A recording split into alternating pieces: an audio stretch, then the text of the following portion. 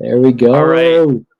Hoping everything's working now. I think that's I think out of the four videos I've done, I've had technical difficulties 3 times. So always fun. But anyways, how's everybody doing? We are here breaking down UFC Vegas 26 from a betting perspective, from a DraftKings perspective, from a fan's perspective. We got it. We got everything going tonight. I am joined by Gordo Gambles. What's going on, man? How's it going? Thanks for having me on here. No problem, my man. I'm ready. I'm ready. I'm ready to. I've been waiting for this. One of these fights, very, very passionate about, to say the least, to make some money off. But we'll get to that. I've heard about it all week. Can't wait for you to tell everybody. All right, so let's start with the first fight of the night. We got Christian Aguilera taking on Carlston Harris at welterweight. So I'll open up here talking about the fighters. So we got Christian Aguilera, 29 years old, 5'9", 170, 72-inch reach.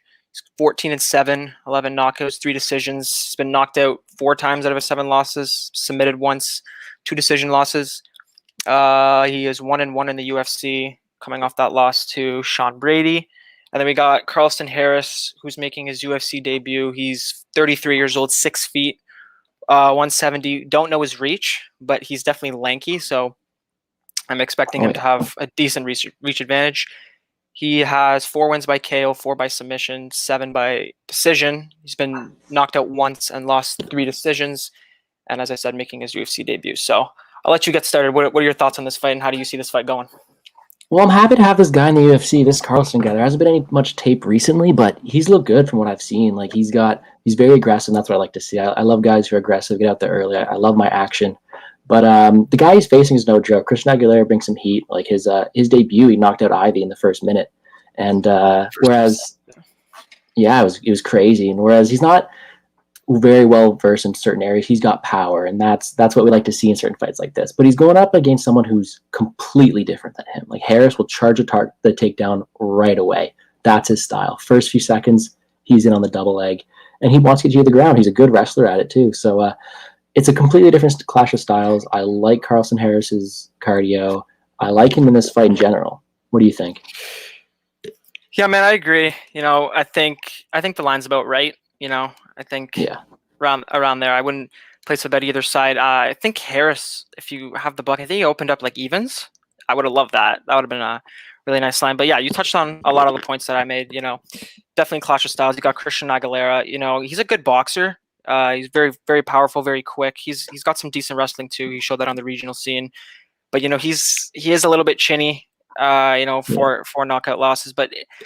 And Harris seems to have like some decent boxing. Like I definitely think he's gonna want to like grapple him. And yeah, as you said, he wastes no time. Like he just grabs you within the first 10 seconds, and he just puts on that grappling pace. And I think he's not bad. He has a really big win, in his last fight on Dana White's Looking for a Fight. What was the guy's name? I think he was like 17-1. Yeah, this guy. Sagid is Akamev. 17-1. So that was a really good win. That's how he got in the UFC. And yeah, I just see him. I see him just like grinding on him in this fight. Aguilera. I think a lot of people are thinking Aguilera's like first round or bust. I don't exactly. Yeah. I get it, but I think Aguilera. I think I don't have a reason to not like his cardio. His cardio is not the greatest, but I don't think he's gonna like pass out after like in the 3rd round. But I think his pace is good. Yeah. I just think his pace is gonna be too much. Yeah, you go. Oh yeah, he was just smothered by Brady. I know Harris would be nothing like Sean Brady was, but he was able to switch positions, move around really easily, and I think Harris might even be live for a finish here. We've seen Christian Aguilera been submitted a lot recently. But the only thing here is we don't know too much about him. Like, will he stand? Like, I know from tape he's going to charge for that takedown right away. But he's not a bad striker too. He's a lanky guy. He got some wild hooks in there too. But that's the thing. Like, that's why it's such a close line, is because we don't know many things. And like you mentioned, Harris actually opened at plus 120 on a few books. And I would have loved that because I'm on Harris here. Yeah, but yeah, I'm going Harris. I think he's gonna finish him, honestly. But the thing is, we don't know how. I don't know much about this guy. I'm excited to have him in here, but nothing much. He looks decent. I think this is a good matchup for him too. And like this is just one of those fights where like you look at Aguilera, like obviously he's been in the UFC for 2 fights now, but I don't really think I don't think he's UFC caliber. I think he's like on the outside looking in. But like again, the loss to Sean Brady, like I don't really hold any stock in that. Like Sean Brady's a beast.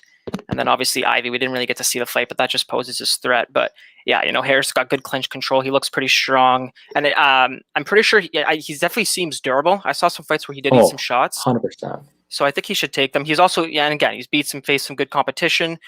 And he's got good body lock, trip takedown. I think if he gets this fight to the ground and he can probably hunt for a sub here. I'm personally going to take him by decision, but I wouldn't be surprised for a finish. But from a betting perspective, I think at the line now, it's a pass all around for me. I think the only good thing about Harris is going to be him on DraftKings. He's going to get that control time. He's going to get those takedowns, I think. And the thing with Aguilera, most of the time he just accepts that bottom position. Like we haven't seen too much of it from all the type we've seen. He just stays there. On the feet, he's a killer. He'll walk you down, but once he gets tired in the end rounds, he'll allow himself to get past, and then Harris can set up that guard. So Harris by decision. I'm going to take him by sub, but I'm not going to have any action on it myself. I'll have a lot of him in DraftKings, but no, that's what I got. I'd see this guy, see how he does. But it's a decent fight to kick off the card. But we'll move on to middleweight fight. We got Tefon Nchukwi versus Jung Young Park, the Iron Turtle. A lot of people. I see a lot of people kind of split on this fight. I see bets both ways, but I'll get into the opening. So we got Park, who's 30 years old, 5'10", 73-inch reach. He has got 5 knockouts, 3 submissions, 4 decisions. He's never been knocked out, been submitted twice, and lost by decision twice.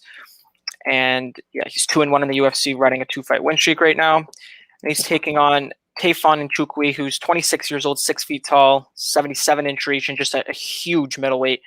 5-0, 4 knockouts, 1 decision. He obviously went to 15 minutes with Pickett last time, which is definitely good for him. Showed us a lot about him. But yeah, this is going to be, this is going to be a pretty good fight. I think this fight is relatively. I can see it going either way. This fight's going to tell us a lot. So, Tefon, obviously huge guy. He throws very powerful, good massive dude. Conversation. Yeah, he's massive, man. He'd be a big light heavyweight. Never mind a middleweight. But yeah, also the height advantage too. He will, 2-inch height advantage, 4-inch reach advantage as well. And I thought that decision against Pickett, I was surprised. His cardio held up in that fight. He kept a good pace. His volume didn't look to wane that much, and you don't usually see that with a guy that big. His style is completely different though. Like Pickett didn't really try to take him down. It's gonna be a completely different fight, and I'm fading Tefon this. I'll tell you that right now. I'm fading him right away. I think he's a great athlete. He always gives it them all, but he's untested. He's only got 5 fights. He's facing a guy, and all his fights pretty much end in massive KO because this guy's just a huge guy, huge power, right? Park has never been knocked out. He's got some great ground control, and which we've never seen from Tefon. We've never seen him on the ground. So I really think that the Iron Turtle here can make it pretty interesting. I love the nickname, and I love his fighting style. He's a brawler, but he's also really smart. He'll take you to the ground if he has to, and got a nice jab to use as well. So we saw Pickett be able to use that in the 3rd round, just jab right in. But no, I'm excited to see this fight. I'm excited to see Tefon in the future, but in this case right here, I'm going to ride in the dog in Park. And I wish I got plus 150 for a full unit. I got a half a unit on plus 150 for Park. Yeah, so that's a good line. I would have taken that too. I think I do lean Park as well, but Tefon, he just seems a little green still. He's definitely got room to grow. And Park's he's a well-rounded fighter. He's very patient. He keeps distance well. He's got pretty quick hands, good combos, good jab, good calf kicks when he throws them. I think could play a factor. He's got a good right hand counter as well. Doesn't overcommit, gets in and out, punches well. He's accurate, good straight right. Obviously, I'm not taking much from the Phillips fight in terms of his wrestling because, Phillips is like, let's just pass on Phillips. But, the Barrio fight, the only thing I'm worried about is if, like, Tefon just has a bunch of question marks, his cardio against Pickett, like, Pickett just seemed a little bit gun shy to me. He didn't really seem like he wanted to engage. I think Park's definitely, like, if he's moving back, he's going to be throwing out that jab. He's going to be throwing kicks. He's going to mix in the wrestling as well. So, yeah, I think, I lean Park slightly. I'm not personally going to play it just because I want to see how Tefon looks. I definitely think, he at 5-0, he already seems like he was obviously a great athlete. He's a pretty good fighter too. So I think he has a a higher ceiling than Park. But as of right now, I'm just going to step back, watch how this fight plays out, and we'll see how it goes. See how Tafon looks with a little bit more resistance. See how he does with the wrestling when Park decides to mix that in, and should be a great last fight. I thought he gave me some Al Hassan vibes, right? Before the last fight, that's what I was thinking, right? Yeah. Massive dude, hasn't really been tested, known for his insane power in the first. Knocked out William Knight, actually. But he actually showed cardio, which I wasn't expecting.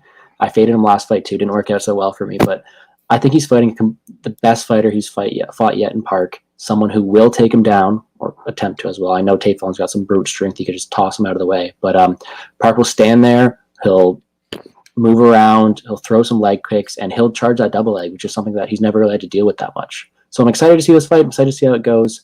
I'm on the Park side, and I hope he gets it done. For sure, yeah. I think he can. So, anything you like from this fight from DraftKings perspective? See, I'm actually going to say, well, I have a bunch of notes on the DraftKings side, but I'm staying away from Nchukwi 100%. I think if he wins, it's going to be a decision. I don't see him cracking the Iron Turtle. It's called the Iron Turtle for a reason. Has never been knocked out. And on DraftKings, as you know, we value finishes, right? So I'm staying away from Nchukwi because I don't think he's get that finish. I might play a bit of Park because if he does get him down, he could ground him, get that control time. We know he's throw strike from top position, as we saw with John Phillips felt himself, poor guy. But lots of volume when he does get on top. So I'll probably play a little bit of Park. I'm definitely staying away from Nchukwi though on DraftKings. All right, seems we're pretty similar in that fight too. So move on to the next one. Now we got Ryan. You got a comment here I think you're gonna like. You got a Phil Hawes first round KO. Phil Hawes first round KO. Eh? Okay, we'll get to that fight. I got some strong opinions on that fight to say the least. But we'll keep moving up. We'll keep moving up. Okay, so we got Ryan Benoit taking on Zaruk Adashev. So Ryan Benoit, 31 years old, 5'5", 125, 68-inch reach. He is got 8 knockouts, 1 submission, 1 decision. He's never been knocked out, 2 submission losses, 5 decision losses.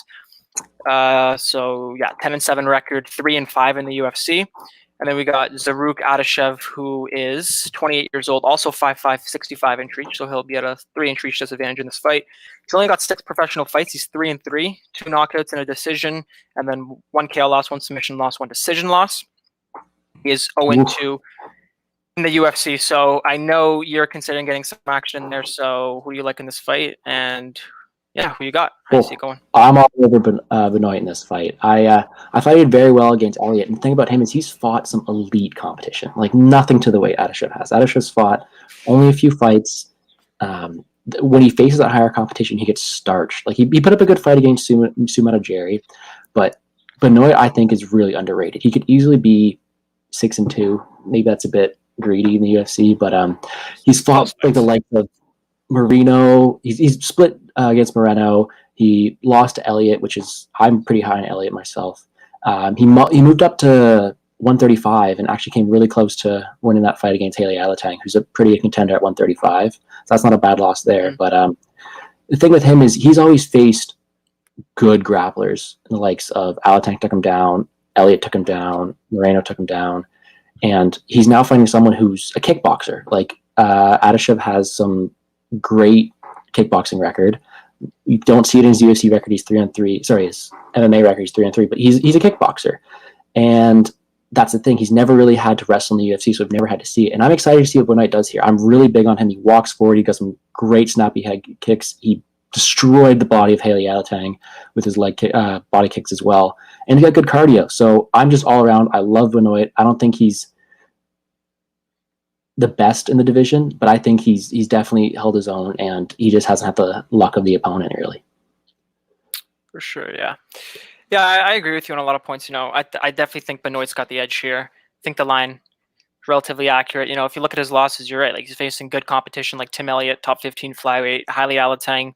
It's a decent bantamweight. And Benoit's like he's a pretty built, strong 25er. Yeah. As well. Obviously, with a fight with Moreno, a split. Sergio Pettis, he actually got the win there. He was getting starched, but we got the win. Beautiful left hook.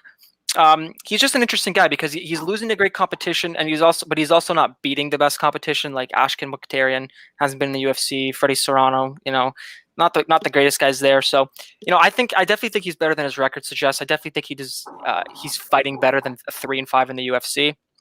He's got good combinations. He's got a good left high kick. He hides it well, which I like. And he's got more UFC fights than his opponent has fights. When he does throw, he's got some sting behind it. And I think if he wants to go to the wrestling, he's obviously got decent submissions. He's got a good heel hook. So if he wants to, because Zaruk is like, he just wings everything into every punch. And if he connects, it's powerful. But, Benoit's never been knocked out. He's a super tough guy as well. I would like if Benoit threw more volume. I think he doesn't throw enough volume. He's got good movement, good feints, though, good kicks. But yeah, I'll just get into Adashev a little bit. So Adashev is also like a pretty big guy for flyweight. He missed weight at bantamweight. I think it was in his first fight. So he's also a big guy. He definitely has more experience than his record suggests. He's got 20 kickboxing fights. So he does have more than that. He's not terrible. And I think he's had some tough fights in the UFC too. Like Sue, like that. I don't think I really don't hold much to that loss whatsoever because like how is he going to win that? Like Sue he's long, he's lanky, he's a great striker. He's a big guy in the division. That's just a really tough fight for him. And then against Tyson Nam, he just got caught the big right hand, I think it was. So, those two fights, it's hard to say anything from. But I don't really know how you can back him here. Like, what are we backing him off here? Like, and the thing with him is he's a kickboxer. He keeps a really really high card, and I know Benoit loves his body kicks. So he's gonna have a brand new challenge in front of him that he's never seen before. His guys he fought in Bellator weren't that good, so he's really green. And whereas his kickboxer record might be okay, I just think Benoit's better in a lot of the areas. And I think if Benoit plays a smart fight, hits the body, hits a couple double legs, throws a bit more volume, easy win. And I think that getting Benoit at minus 150 is just great value because I think he's much better than his record suggests. And if his record was any better, he would be a much bigger favorite in this spot. Yeah, man, I agree. I think Benoit probably should be a little bit bigger than his line suggests. Right now, I'm personally not going to play it just because Adashev. He's a decent fighter. I don't think he's like a walk in the park at all. He loves to explode forward. He also has decent feints, but he just telegraphs his shots. He just whines. He doesn't really set anything up. But yeah, he's definitely a tough guy. Like he keeps walking forward. He's got super tough guy, lots of heart. Like against Sue, I think it was like the last minute of the round. Like this guy just like walked forward, just like he knew he needed a finish, and that's what you like to see out of a fighter. But Benoit should have this covered. Better competition, more experience. Definitely gonna want to get a win here, snap that losing skin. I think this is a good spot for him. So yeah, I'm backing Benoit as well. I got Benoit by decision. I think he can grind him out. Decision. Grind him out on the mat. Get some nice body kicks in there. I don't think he's finishing Adashev, and Adashev does throw with fight-ending intentions, but Benoit's a pretty tough guy. It'll be a good fight. I like this one. So let's see how it goes. All right, so good start. Good start to the card. Some decent fights there, and now we're getting to this fight, which is a really good fight. I think this is potential for fight of the night. If it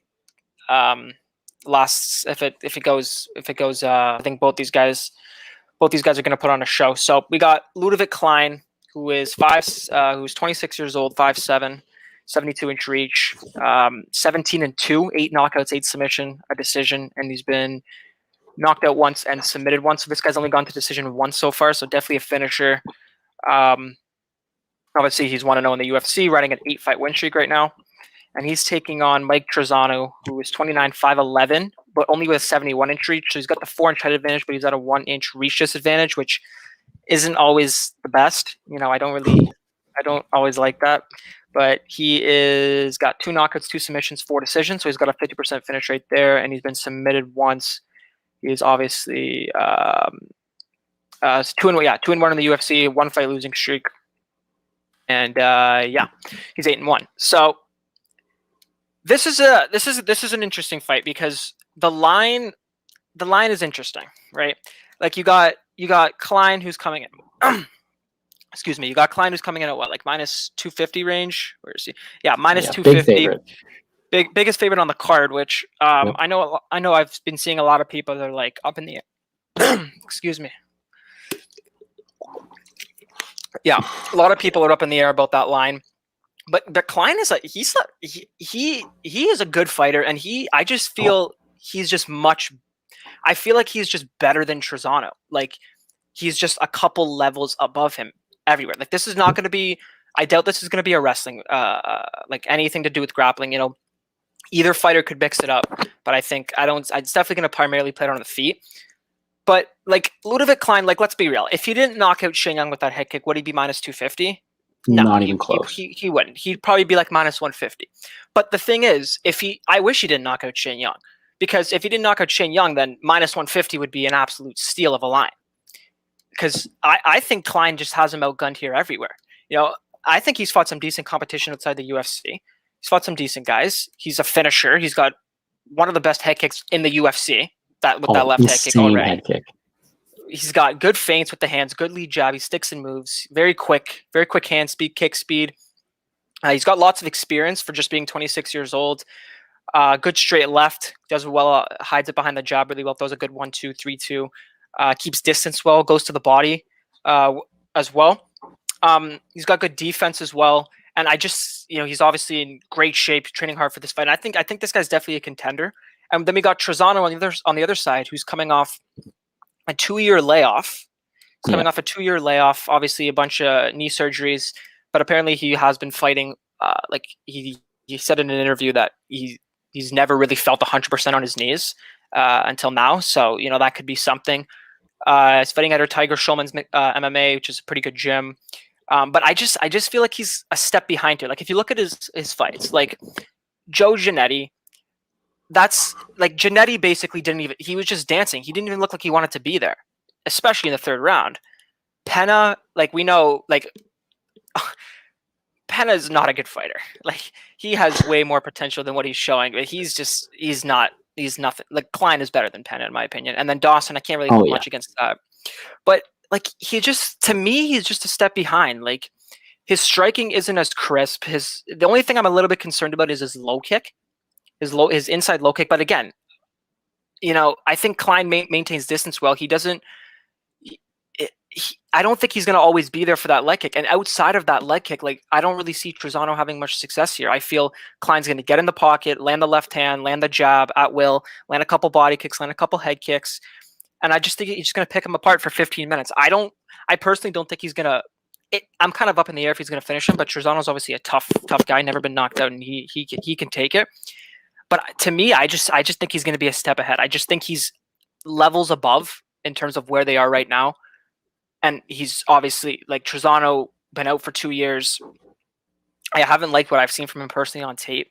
So although minus 250 is maybe a little bit wide, and it is wider than what it should be due to the recency bias of that Shane Young knockout. But then again, like that's what he does. Like it's not like he's knocking out. Like the reason it's this big is because the guy is good. That wasn't like a fluke knockout. Like he does that consistently. Well, I think he has like 3 head kick knockouts in a row or something like that. You can make a full YouTube video on just his head kick knockouts. Like Rodriguez KO was so nice. You can watch that one on repeat. And like it's not just that too. Like he kicks the body too. It's so snappy and it comes out of nowhere. And whereas Trizano has an insane chin, he's never faced someone with that much power coming right at his face. Like that kick is one of the best I've seen. So I don't think Klein should be minus 250. There's a lot of things around him, but when you have a weapon so good as that high head kick, it's tough to bet against him because he keeps his distance well. And like you said, he's better everywhere, but he's facing someone who has a good chin, even though, will it be tested? It'll be tested, but I don't know. I think I'm going to take Klein by decision in this one, though. I don't think he's getting knocked out. Yeah, I agree. Yeah, I agree. I think he wins the decision. I think there's some value on Klein by decision. I think there's also some value on the over as well. I don't know how much that's at now, but I don't see Trizano finishing Klein. He's not really a finisher, in my opinion. He doesn't really throw. He's more of like a more of like a pick you apart, low kicks, little jabs, type of guy. But yeah, I just feel like he's a step behind here. I cap Klein like around 70, 75 because I think this guy's a prospect. I think Klein might be the type of guy to like run through like all these lower tiers, if like lower tier guys, and then once he gets to like the top 20, top 10, top 15, like that kind of range, then he'll probably take an L, have to regroup. But right now, like I feel like Trizano is what? Like he's not a top guy in the division for sure. And are we really putting Klein? Like I think like what's not to like about this kid? Like I think he's faced decent competition. He's 17-2. Yeah, he's faced some cans here and there, but he's fighting decent guys. He was tested. I think it was the Kuznik fight. He went 4 rounds, all grappling, and he held his own. He had good takedown defense. His cardio held up, and I just feel like, especially since he has the reach advantage too, that he's just going to get his shots up way more frequently. Use that push kick. He does that really well to keep distance. So Klein is honestly one of my most confident picks on the card. He's the widest line, but I just feel like this matchup, I just think Klein is a couple levels above Trizano, personally. Well, you have the guy who's on an 8-fight win streak with all the hype in the world against someone who's coming off a 2-year layoff against his first loss in UFC. And whereas the line might be a little wide, it's not that wide. I think it's gonna look like a pretty dominant win. Except Trizano does have a closer path to victory. I know he held his own in the grappling, but his striking is so much more advanced than his grappling. His grappling is okay, and he holds his own, but it's not like he's going to dominate on the ground just as much as he's going to dominate on the feet. He's very patient. He's very strong. He's got that snappy jab, that great kick. But on the ground, he's just okay. So when he faces a really good grappler, if he gets to the higher up in the division, he's going to face a good grappler. Maybe he might be in trouble. Trizano, I think if it's up to him, he should take him down. He should try his luck there, but I think he'll just be out of luck everywhere he goes. I agree. I get why people are like taking shots on Trizano plus 200 because we've seen this a bunch of times. A guy gets like a highlight reel first round KO, the market steams him, and I'm always looking for that. Personally, I used to buy into the hype all the time, but now I've been looking into the recency bias. But I feel like, should he be this wide? No, but I personally cap it this wide, and I feel like he's going to perform at his line. Like I don't know. I just don't see how Trizano, he could outpoint him with leg kicks and stuff, but I don't think Klein, like you're banking on Klein, like Klein's going to land the way more impactful shots, first of all. Like Trizano doesn't really throw with like anything that's going to like stumble you or like put you back. And I want the guy in my corner that can put your lights out with a head kick. And yes, he wouldn't be this wide again if he didn't knock out Chang with the head kick, but he does this. Like this guy does this. He has like 5 head kick KOs. It's not like it was a fluke. Oh, he got lucky. Like he does this. He set that up, jabbed him, kicked him in the face, and I like Klein here, man. I like the guy. I'm excited to see him. I think if he wins this fight too by like a knockout or something, they'll probably give him another easy matchup, and then if he's like wide when he starts facing like a decent grappler, like you said, or like a top guy, then it might look to fade him. But for right now, I feel lower tier, middle to lower tier featherweights. I think he'll run through them. Personally, you can get the over 2.5 at even money, -110 right now. Yeah, that'd be a sweat because every time he throws that head kick, it's coming. It's dangerous. But I'm going to stay away from it personally. That's not a bad line.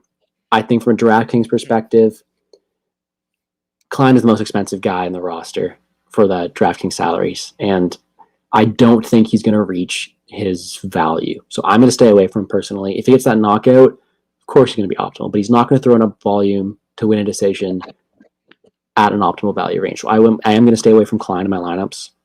I will go over DFS later, but from that point of view, Trizano might be a good punt play, but I'd stay away from both the guys. Amen. Agreed. All right. It's time. It's time, guys. It's time. All right, so we got Kyle Daukaus taking on Phil Hawes here. So let me where's the pre-fight stats having this? Okay, so we got Kyle Daukaus, 28 years old, 6'3", 185, 76-inch reach. He's 10-1, 8 subs, 2 decisions, no knockouts, and 1 decision loss, 1-1 in the UFC. And we got Phil Hawes, who is 32 years old, 6 feet, 185, 77 inch reach. So similar to the thing above, Hawes is going to be 3 inches shorter at a 1 inch reach advantage. He's got 7 KOs, 2 subs, and 1 decision win, and he's been knocked out once, submitted once.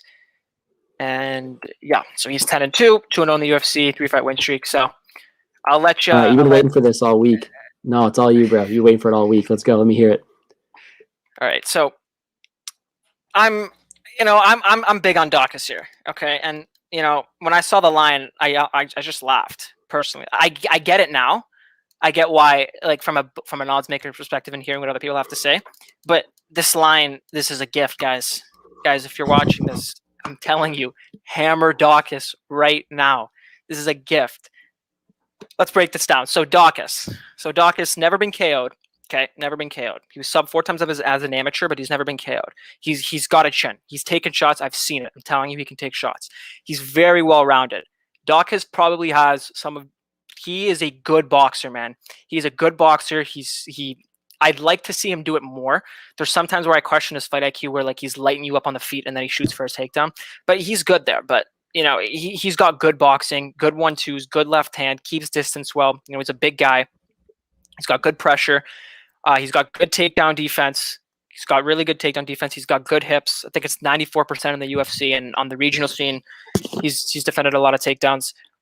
He's the much better grappler in this matchup, the much better grappler. And I think a lot of people are saying, in order for Hawes to win, he needs to wrestle, which is just amusing to me. That's exactly, if he starts wrestling Daukaus, I'll jump for joy. Because let's look at Hawes' last fight. Okay, sure, he won a decision. Okay, he proved he can win a decision. Blah blah blah blah blah. Good for him. But Imavov showed no resistance on the cage. He just accepted the position, didn't try to get out. Didn't try to do anything, which Daukaus is not going to do. He said that in an interview. I've seen the tape. He doesn't just accept that. He's constantly fighting for positions. I think he can win positions. Is he the better wrestler? No. But I think he's a big guy and he can hold his own. Like, the guy's a former heavyweight, former light heavyweight. Like, he's a big guy. So he'd definitely be able to do that. He's got good elbows in the clinch, good knees in the clinch. And you look at, and like Hawes, look how tired he got just by holding Imavov up against the cage. Just by holding him there. That's all he did, was hold him there. Imavov showed no resistance. What's he going to do when he's the one getting pressured against the cage? When his opponent in Daukaus is going to be constantly looking for underhooks, constantly looking for reversals, and even if Hawes gets him down, Daukaus is going to, I'm telling you right now, Daukaus is going to pull off a reversal and he's going to have his way with him. Hawes just settles there. He just lies on you. He doesn't really give you like offense on the ground. And Daukaus, like, if you look at his fight against Brendan Allen, like, that was a competitive fight. And I honestly, truly believe if he didn't get hit with that knee in the first round, because he was winning that round, then he got hit with that knee, that opened up a big gash, because then he got hit with an elbow. And you look at him and he still rallied to win that third round. He dominated that third round. So this is a guy who's got good cardio. He's tough. He's big. He's got better grappling. He's got better boxing. And you have a guy in Phil Hawes he's first round or bust. If Phil Hawes wins a decision, I don't know. There's no way. Phil Hawes is first round or bust, because, and he might win the first round. He's dangerous. If I'm telling you right now that I'm not going to be sweating in the first round when Hawes is fresh and he's throwing his punches, he's scary. But I think if Daukaus gets out of that first round, if they engage in grappling, which and wrestling, which there will be, Hawes is going to get exhausted. Like, he's going to get exhausted. He's chinny, super chinny. He's going to get lit up on the feet. He's going to do a desperation shot. Daukaus is going to take his neck, put him in a darce, and tap him out. Because, Hawes, I don't think Hawes is that good at all. And I'm high on Daukaus. I think Daukaus has potential to be a top 15, top 10 middleweight if he keeps progressing his game. He is so well-rounded. He's a great grappler. He's a great striker. He's a good wrestler. He's big for the division. He's young. His brother Chris is lighting people up at heavyweight, so obviously I'm trusting where they're going and where he's training. And Hawes just, he's good wrestler. He's a junior national champion in Iowa, D1 wrestling background. He's very powerful, just a raw athlete, big power. if Daukaus just sticks and moves, avoids the big bombs, he's going to have his way with him the entire fight. And especially if Hawes starts wrestling him, he will not have the cardio for that. He's also taking the fight on short notice, and this is a difficult opponent. Like Daukaus is a good opponent. He was scheduled to fight Kriziev, who's a great grappler. So he's already training to defend stuff like that. And if he does grapple, the best thing for Hawes, if he wants to wrestle, is just pin him up against the cage, try to land some shots. But Daukaus is going to constantly be fighting. If he does get the takedown, he's going to get reversed. I'm telling you that he's going to get reversed because he just settles there against a guy like Daukaus who's constantly moving. And I don't see what's not to like about Daukaus. There hasn't been one fight where I haven't liked what I've seen. Brendan Allen, who's ranked, he gave him a fight. He could have won that fight. He won the third round. And again, he was competitive all fight. That was really high level grappling on and off the whole fight, and that was a competitive fight. Dustin Stoltzfus, who was 13-1 at the time, decent fighter, destroyed him. Good striking again, and these guys on the regional scene, 8-1, 9-4, 12-5, 12-2. I'm not saying these are elite competitors here, but he's dominating each and every one of these fights. He's winning all of these fights. All of these fights, he's looked good. The only one that he didn't convincingly win was against Brendan Allen. I think, Hawes is first round or bust, 100%. I think Daukaus is tough, can take the shots. I think if Hawes wrestles him, he's going to get tired. Daukaus is going to have his way with him because Daukaus also has great offensive wrestling, great clinch work. He has the cardio to do that for 15 minutes. Hawes does not have the cardio to fight for position in the clinch, which is the most tiring position in MMA, for 15 minutes against a big guy like Daukaus, who he's not just going to be able to take down with ease. And if he does take down with ease, happy days. Going to reverse him, going to submit him. Hawes is going to get tired, shoot him, desperation shot. Daukaus is going to wrap up the next, submit him, cash your ticket. I'm going big on Daukaus. I have got him at -135. I kind of butchered the line a little bit, but I was kind of sick because when I saw the line, I was just like, "There's no way." I capped Daukaus to win this fight 70% of the time, so I went pretty big for my standards. 2.7 units to win 2. I'm also probably going to be on the fight doesn't go to decision because I think it's either Hawes early. I don't see Hawes winning a decision or Daukaus late. Daukaus could win a decision, but Hawes, if you look at the fight with him, he gasses and he's chinny, and he's been submitted. And against Imamov, as soon as they went to the center, 10 seconds, all Hawes bettors were shaking. He was getting lit up. He could have been gone at any time. This is a great spot for Daukaus. This is a gift of a line, and I'm telling you, if you're watching, get on Daukaus. He's going to win this fight. You'll thank me later. Daukaus wins. Thank you. And also, one more thing. Sorry. Hawes, I love it. He has a fight scheduled to fight Win in July as well. So he's taking this fight on short notice. And honestly, I saw an interview and he said something about not watching, not taping his opponents, not looking too much into his opponents. And, that why is he saying that? He seems kind of delusional to me as a person when I watch his interviews. And Duran win. I think he'll win that fight. I think he'll definitely win that fight, and hopefully he gets absolutely battered, so we can maybe get a decent line on Hawes in that fight. But Daukaus is just a step ahead of Win. He's a good fighter. Imagine Brendan Allen versus Phil Hawes. What's happening? Brendan Allen is smoking him, and Brendan Allen's not even that. He's okay. He's not elite, but Daukaus wins. I don't know what else to say. Anything that I missed? No, you've been holding that in all week, man. You let that go. That was good. See, here's the thing. Phil Hawes is going to be a tough fight for Daukaus. He's going to be a problem. The thing is, it's not going to be that big of a problem for Daukaus. Daukaus has faced a better grappler in Allen, and like you said, Hayes has been a wrestler, but that's where he wants to be. He wants to be on the ground. He trains out of a Brazilian Jiu-Jitsu gym. He wants to be on the ground. He wants to be able to take people's necks, and he's really good at it too. He can wrestle really well, and all he's got to do is survive that raw power, because we all know Phil Hayes has raw power. Jacob Malkoun felt it in the first 10 seconds, sat him down, made him plus 240 against Alisson, but he's got that power. That's all he got, though. He's got wrestling for 2 minutes, maybe. And all I had to watch to see that was the Marquez fight. His Marquez fight contender series, he did well against Marquez at the start. He pieced him up a bit, went for the takedown. That was fine. As soon as the second round started, gasping for air, couldn't do anything. His punches were immediately labored, right? And the thing about Daukaus is he can hold his own in the feet. Yeah, and whereas Marquez is tough, and I like Marquez. Daukaus is completely different, and his threat on the ground is real. Like Marquez has that insane squeeze. My boy Maki Patola felt it, and that one hurt me. But Daukaus just has this insane ability to snatch his neck, snatch up a limb. He's great on the ground, and he can strike. His boxing is really, really good. Now, if he strikes for too long in the first round, it's not going to go well. I think Hayes has a real chance to land a big blow. But if Hayes starts walking him down, that's just going to make Daukaus want to shoot and go right to the ground. I think he wins this fight in the ground. I think that's where he wants it.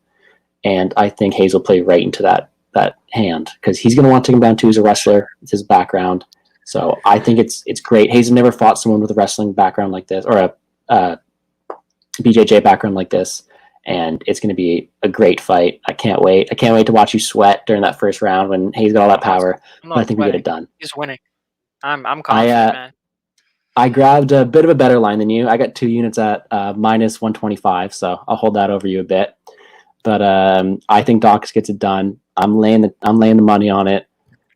I think it's a great spot. I don't think I'm as confident as you. You really like this guy, but I'm pretty happy with the spot I got, and I think he gets it done. No, for sure. I completely forgot about the Marquez fight. That's great you put that up. Marquez provided what resistance. Hawes couldn't even go 2 rounds. This guy was gasping for air going into the second round. Like, cardio is by far the most important thing in MMA. Like, you'll rarely ever see me bet a guy with no cardio. Like, if you could have all the skills in the world, but if you can't go 3 hard rounds against good, because when you get to the UFC, man, these are the best of the best athletes. These guys they'll take it. You throw hard punches at them, they will take it, and they'll come back at you. And if you can't go 15 hard minutes, you're not going to be successful. And Marquez fight, that's a great. I completely forgot about that fight.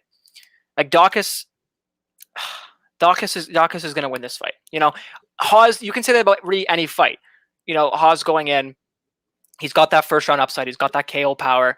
Like, you got to deal with it. You know, you got to deal with it. If it happens, it happens. That's why I'm back in the fight. Doesn't go to decision as well, just in case. But Daukaus should run away with this fight. Like I'm telling you, he's a good fighter. He's going to win this fight, and I think this guy can be a contender in the division. I like him, and I don't like Phil Hawes. It's a confident on Daukaus plus the fade on Phil Hawes. I love this spot. I can't wait for this fight. The thing with Hayes, though, is he's fought some pretty weak competition as well. Like his win against Imavov had the lowest fight IQ I've ever seen in my entire life. I had to take on Imavov.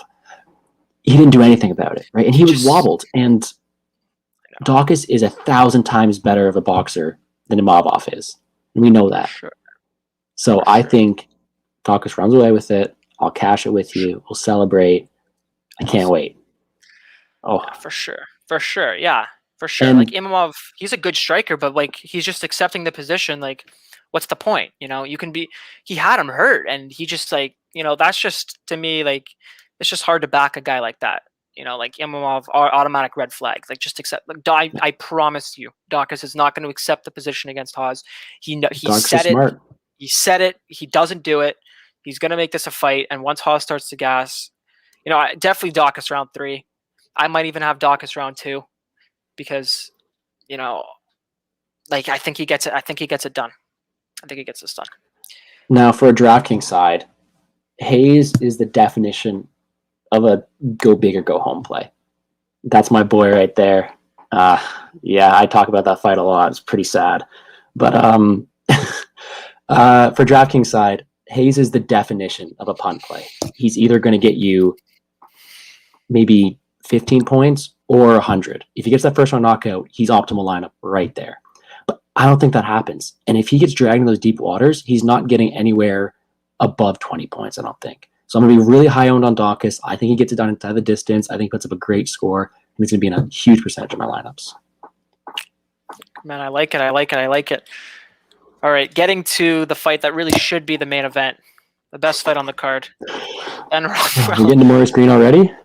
No, this is Ben Rothwell. We get to that later. Ben Rothwell and Philip lands in. You want to start? I don't even know what to say about this fight, man. Yeah, I got you. So my boy Phil. Phil. Oh, I'm on that fight too much.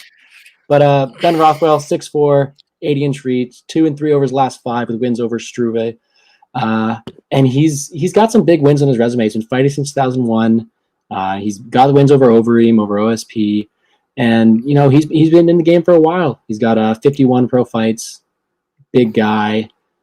Questionable on his later years, but he knows what he's doing. He's been there a while, and he's facing a guy in Felipe Lins who is 6'2", 78-inch reach, and he's 0-2 in the UFC. And the thing about him is he was a beast in PFL. He won the $1 million prize, and he looked really, really good. And a lot of people had high hopes for him. And he came in, he got pieced up by Arlovsky, brutal fight, and then he got knocked out by Tanner Boser, who's a decision machine. He's not a knockout artist, and he got clipped immediately. I think I went somewhere for a few minutes and I came back and the fight was over and I couldn't believe it. I would have never thought Boser would have knocked him out. And he's going to be the smaller fighter in this fight. He's not going to be able to impose like he did in PFL. In PFL, he walked people down. He has decent power, but since he's moved to the UFC, he has not been the same guy. I don't know if it's their drug test over there. I think it was a drug test. I think he got tested. It was? Okay, sure. I think I saw that, but he's not looking the same. He doesn't look like he wants to be there. Last time in the weigh-ins, I saw it immediately. He's not the same guy he used to be. He's not the same guy who was 14-3, won $1 million in PFL, and dominated Bellator. And now he's coming in here against a guy in Ben Rothwell who's been there with the best guys in the division. And he may not have won, but he put up a good fight against them. He's a good fighter, a bit questionable with his old age now. But he's got a really tight choke. He throws 3.55 strikes per minute, and he puts out not that much volume, but when he does, okay counter striker. And I think he actually has a chance to knock out Lins here. What do you think? Man, this fight, all I can advise is I am staying far away from this fight. I want nothing to do with it. It could go either way. Rothwell. See, here's the thing. I had a plus 105 ticket on Rothwell their first time their fight was booked. And I would have loved that line. But at minus 110, I'm with you. I want plus money if I'm playing Rothwell. Other than that, I don't want to sweat over this fight. We don't know his fight IQ. We don't know how he is in his old age. But yeah, sorry, keep going. Yeah, for sure. Like you covered a lot of the points that I had too. He likes to put on the pressure, move forward, walk opponents down and just throw like barbarian type combinations. He's got tons of UFC experience. He's been in there with pretty much everybody. But yeah, he's getting up there in age. He doesn't. I feel like he's just like either he wants to cash a check or he just loves to fight. Probably a little bit of both. But he swarms with combinations. He hasn't actually been KO'd since 2009, which is pretty impressive. And that was against Kane, who Prime Kane's a beast, and Arlovsky. But he does leave his chin up there, like when he attacks. He's a very punch heavy approach. Does sometimes mixes in that low kick. But his striking defense is like pretty poor, especially now. I think it's sub 50% now. But he pushes a high pace. He's got decent cardio. He definitely does slow down. When he wants to win, he can. He has a switch that true fight. Yeah, as soon as that point was deducted, he was a completely different fighter. And whereas it's not something you want to bet on, if he can just channel that, I know he leaves himself open when that happens, and it's not the smartest thing to do. But if you put in that effort, you're just instantly that better fighter. So I hope he fights that same intensity to this true fight. I don't think he will, which is why I'm staying away from it. But if he does, if he's able to find that second gear at that age, I think he can beat Lins pretty easily. For sure. Like if you just like look at his recent fights, like he really only has like if you look at Tybura, like St. Preux's a pretty decent win. Like Struve, very controversial win at the end of the day. Arlovsky, like these are decent guys. Like these are decent guys to lose to, and then these are obviously getting back there. I think that choke, man. Yeah, that choke. I think Lins. I can't believe I'm saying this, but I think Lins might be the better striker. I don't think Lins is honestly. He's bad, but I don't think he's like. I think I'm picking Lins to win the fight. I think he'll have a bit more success on the feet. It'll definitely be on the feet. He has decent movement. He has a decent jab, good pressure, can fight in either stance, mixes up to the body. His chin is just like the biggest thing that gets me. And I had my eye on a Rothwell by KO prop, but I think it was plus 550 on like a book that I didn't have, and then when I got it on mine, it was like plus 300, which I was not about. But you know, So you're banking on. Oh, I'm not You're banking on banking on anything. Lynn's. No, I'm but you're picking a thinking winner. he's going to come in PFL Oh, version, yeah. big like how he used to be, and he's going to want to win that fight, eh? Yeah, I can see that, but I don't think he wants it. I don't think these are two guys who aren't at their peaks. They're both on the downhill. I'd rather have my your Daukaus fight on the main card. Actually, no, this is the prelim headliner. Never mind. But I don't know. I think there's a lot of better fights in this card, but for sure, this is the worst it'll fight on be the card. okay. No, the Greene one's gonna be a bit special. I don't know. But yeah, sorry, keep going. It'll be a competition, honestly. But yeah, like Lynn's. Another thing with Lynn's, yeah, obviously as you said, like he was hyped up. Like he came as in the minus 200 favorite against Arlovsky, I think it was, or something like that. So he had a lot of hype. But I mean, if you look at his two losses, like Arlovsky, like Ben got smoked by Arlovsky in the most recent one, and Bozer I think would light up Rothwell as well. So you know, it's a fight that like I'm just picking a winner, honestly. Like it could go either way. Like if Rothwell goes out there wins, it for sure. Like I'm completely 50-50. The line's right. Like this is just a fight where who knows what happens. I'm not intrigued by this fight at all. You know, I kind of didn't even really look into it that much, honestly. I just looked at Linz's like last three fights and like Rothwell's last three fights, and just that's all I needed to see to know that I needed to pass this fight, unless one of them was a big dog. So not the best fight on the card, you know. Yeah. Rothwell does throw that leg kick, and not very often, but he does throw it. And Linz does have a loss by knee injury, so you know. Oh, he does. He does. He does. Once, imagine. I think he fought Nemkov the fight after that. But that guy in Bellator, the guy who saw in Bellator, the guy who saw in PFL, who won the $1 million, is not the same guy we got going in here. Yeah, I think pretty sure he got tested and all went downhill from there. And his chin is just a pass fight. You know, I'm kind of happy this fight is after the Daukaus fight. You know, it'll calm my heart rate a little bit. Yeah. Okay, so that's awesome. Our first disagreement. I mean, obviously we got a little competition going on, so hopefully my trash fighter beats your trash fighter. Yeah, I don't know, man. We'll see. I mean, Ben's not trash. He's just getting old now. He used to. Yeah, I loved watching Ben, but he used to be all right. Not the same guy he used to be. Sure. All right, so we will get to the main card now. Main card time. Who we got? I think it's the perfect time to see. Ribas. My Penguins are winning, man. Your Penguins are getting it done? Let's go. They're playing Buffalo, so they better get it done, but, you know. Anyways, all right, back to this. All right, so we got Amanda Ribas taking on Angela Overkill Hill. So Amanda Ribas, 27 years old, 5'3", 66-inch reach. She is 10-2, 3 knockouts, 4 submissions, 3 decisions, and she's been KO'd twice. And she is 4-1 in the UFC. And then we got Angela Hill, who's coming in 13-9, 36 years old. So Amanda 9 years younger. She's also 5'3", 64-inch reach. So they're relatively similar in terms of build, height, and reach-wise. KO, she got 5 knockouts, no subs, 8 decisions, and she's never been knocked out. 2 submission losses, 7 decision losses. And she's 8-9 in the UFC, 1 fight win streak. So she's been around the block for a while. And you know, Amanda Ribas is someone that I personally am. I'm high on her. I think she's a good fighter. I think she's very talented. Obviously, her chin is the biggest question. You know, she is chinny. You know, she got knocked out by Polyana Vienna as well, which is not the greatest of looks. But she's good at taking the center, good at putting pressure. She is coming back like pretty soon after that knockout loss. Like, wasn't too long ago? Like that was earlier. That was the Poirier McGregor card, January 23rd. Yeah, that was earlier this year. So not that, and that was like she got knocked out twice in that fight. Like, let's be real here. Yeah, I remember that one. Yeah, I was crazy. She got solid takedowns, good top control, very good submissions. Obviously, she's 9 years younger. She's just getting better. You know, she's always getting better in the gym. She's getting into her prime. We know we're going to see out of Angela Hill. We know where her peak is at. While Ribas, she's always improving. You know, I think her striking's gotten better as time's gone on. She's got good ground and pound, good short body shots, good footwork, great judo, good clinch work and throws. But the biggest thing that's keeping me off Ribas here, for the line, I think the line is relatively accurate, so I'm personally staying away.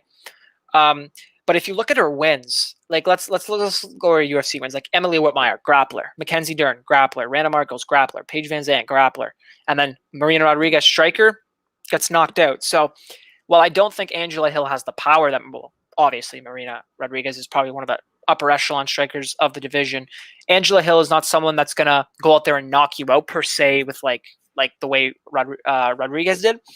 But Angela Hill's definitely a good striker. She's fought pretty much everybody in the division. She's all around. This is a classic striker versus grappler matchup here. But, I just think Ribas is going to be able to get the fight to the ground, work her grappling. She's got good passing ability. Hill has good takedown defense. I think it's 76%. Don't quote me. You got it right. 76%. But once she gets to the ground, she kind of looks lost. She kind of doesn't. She just kind of accepts it. Like against Waterson, she was controlled that whole round. Ribas has great top control, great submissions as well. She also doesn't force the takedown. She strikes until she sets it up, which is well. But Hill's not just going to back up. Hill's not just going to back up and allow her to walk forward. Hill's going to come forward to land some strikes as well. And I definitely think Hill will have the advantage on the feet, for sure. But I just think Ribas is going to be able to get her down. I think Ribas is solid. The only thing, there's just too many question marks for me to play this because, again, she hasn't beaten, these are all grapplers. She hasn't really, the one striker she's faced, she lost. So I'm personally not interested at -175. She's one of my favorite female fighters, so I'll be rooting for her. But yeah, I like Ribas here. I like her to get the takedowns, like her to have some success on the feet, land some good jabs, land some good low kicks as well. She's got good low kicks, good straight right hand. But I think she'll win this fight with the grappling. And I'll go 30-27 in this one. What you got? See, Ribas, we know how she wants to play this. She wants to get it to the ground, and she is lethal on the ground. She's got 58% takedown accuracy versus Hill's 76, you said. 76% takedown defense. The thing is, that stat is inflated by a lot of fights she's had. She's had so many fights. Waterson, I think, was 1 for 8 in her first 3 rounds against her. I don't think Hill's takedown defense is enough. Ribas times them perfectly. She waits for the shot to come. She's a very, very smart fighter. And whereas her chin isn't there, she knows that she has to get it to the ground. And you said it yourself, Hill looks lost on the ground. So if Ribas is able to do what she does best, take to the ground and sub her, I think that sub, and more importantly, the fight doesn't go to a decision line, is very, very live in this case. Because I don't think Hill is getting up once she's down. Ribas is smart. She's able to keep it down there. She's really good at it. And she throws up her subs. She sets them up and she will attempt them all the time. The only way this fight goes to the deep, or only fight, actually, I don't know how I say this. The only way that Hill wins this in my eyes is she clips Ribas on the way in, which we all know that she doesn't have the best power. That's not her thing. She's a volume striker. She's a decision machine. And I like Angela Hill, but I don't think this is her fight to win. I think this is Ribas all day. I'm going to go by Ribas by sub. And I'm really looking at that fight doesn't go to a decision line. I can get some, or even on the under 2.5, because I think Ribas wants to win. She just lost her first UFC fight. For sure. I think she's going to be hungry, go out there, snatch up a neck, and sub her. So that's what I'm going with. I like my spot here. You got the KO covered for Hill too. Ribas's chin is still not there. Yeah. Under is +150, I'm pretty sure. +160, +170. Around there. Okay. +160. I was looking at that one. Again, women's MMA, you never know what's going to happen. But if Ribas can sub Whitmire and Van Zandt, well, Van Zandt was a domination. But I don't think she's going to have that much problem with Hill. I think she's been hungry for a win. She's going to go in there, take her down perfectly timed, and just snatch that neck up. I agree. Yeah, the Yoder fight, that was just a fight to get her back on track. They're not anywhere near the same level. Michelle Waterson, very, very competitive fight. I thought Waterson definitely got the win there for 3-2. Not definitely, but I thought she won the fight. The Gadella fight, I thought Claudia would wrestle more. But she ended up, winning that fight by split on the feet as well. like Hill's just been around the block a lot. Obviously, I just feel, I'm with you, man. Like I just feel like Ribas. I think she's a good fighter. I think she's constantly getting better. She's just someone to me who looks like she's always working, wanting to get better. She's young, 27. I think she has a really, really high ceiling. We know what we're going to get from Hill. We're going to get a lot of short punches, a lot of volume, a lot of stepping forward. But I just think Ribas is going to get the takedowns. And once she gets the takedowns, I don't see Hill getting back up. So she can shoot 5 times and get one, and Hill's not getting back up. So I'm with you, and I like that under. The under is actually not that bad of a look. I'm probably going to stay up to myself, but that's not a bad line. I haven't pulled it yet, but I'll see what I see in the weigh-ins. If Riba's got some fire in her eyes, then I'm taking it. For sure. Oh, I like it, man. Hill actually opened up like plus 205 or plus like 220 something on some books, and she's been bet down huge. Like a lot of money has come in on Hill. A lot of people. I haven't played anything yet. Yeah, they do, which I guess it could be partially because of the knockout loss that Ribas just suffered, which I get is pretty devastating, but I don't think that should deter you from, in my eyes, the better fighter in Ribas, whereas the line's okay. I don't think I'll bite the minus 185 chalk. Me neither. I still think that she gets it done pretty convincingly. Yeah, I mean, I don't really see, I'm high on Ribas, so if anyone's going to bet her, it'll be me. But the fact that she hasn't beaten a striker yet, it's just, how can you trust that at minus 185 against Angela Hill, who's a good striker? She's a good striker, so should be a good fight. I think we'll see whose game plan works better. But yeah, I like that fight. Good fight to open up the main card. All right, moving on. This is a good fight. This is a good fight, but I've seen massive bets both sides, and I'll get into what I think from a betting perspective, which is not big bets either side. But let's open up with the guys.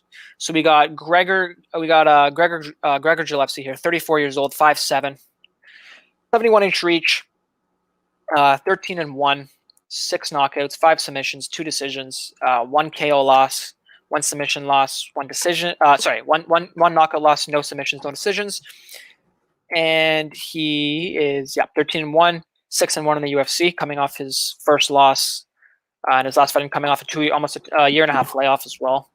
He's taken on a really tough guy in Carlos Diego Ferreira, 36 years old, 5'9", 74-inch reach. So he's a slightly bigger guy in this fight.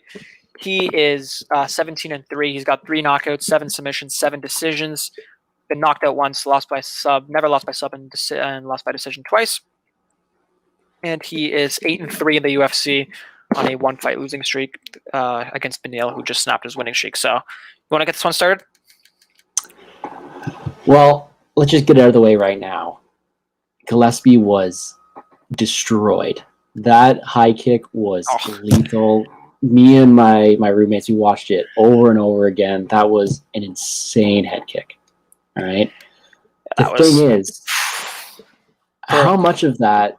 I know, no disrespect to Kevin Lee, he's a great fighter, but a lot of that was just the perfectly placed wrong time. It wasn't a mistake. I guess it was a little bit of a mistake, but I still think Gillespie could have won that fight. I don't think he got destroyed in that way. He just got brutally KO'd, and that's the end of it. I still think Gregor Gillespie is one of the top talents in this division, and I will still back. I don't care if he's coming off a 1 year of layoff. I'll get it right out of the way. I love him in this spot.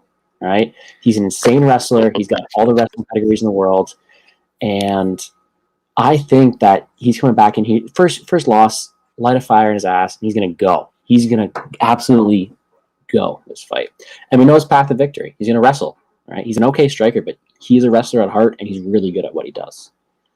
He has not fought the best competition, so that is what I'm seeing all over the place. Is Ferreira isn't the guys he's fought before, which I get. He's not. But you're taking in someone who just is such a good wrestler, and you're putting him up against someone who's great on the ground. So they both want it to the ground. But who's going to win? The rest of the black belt, or the third-degree black belt, I guess, in this case, because those credentials are insane. But I just think that top control, the smothering that Gillespie's going to do, I don't think Ferreira's going to have much return to that. And whereas I like Ferreira, I think he has a good...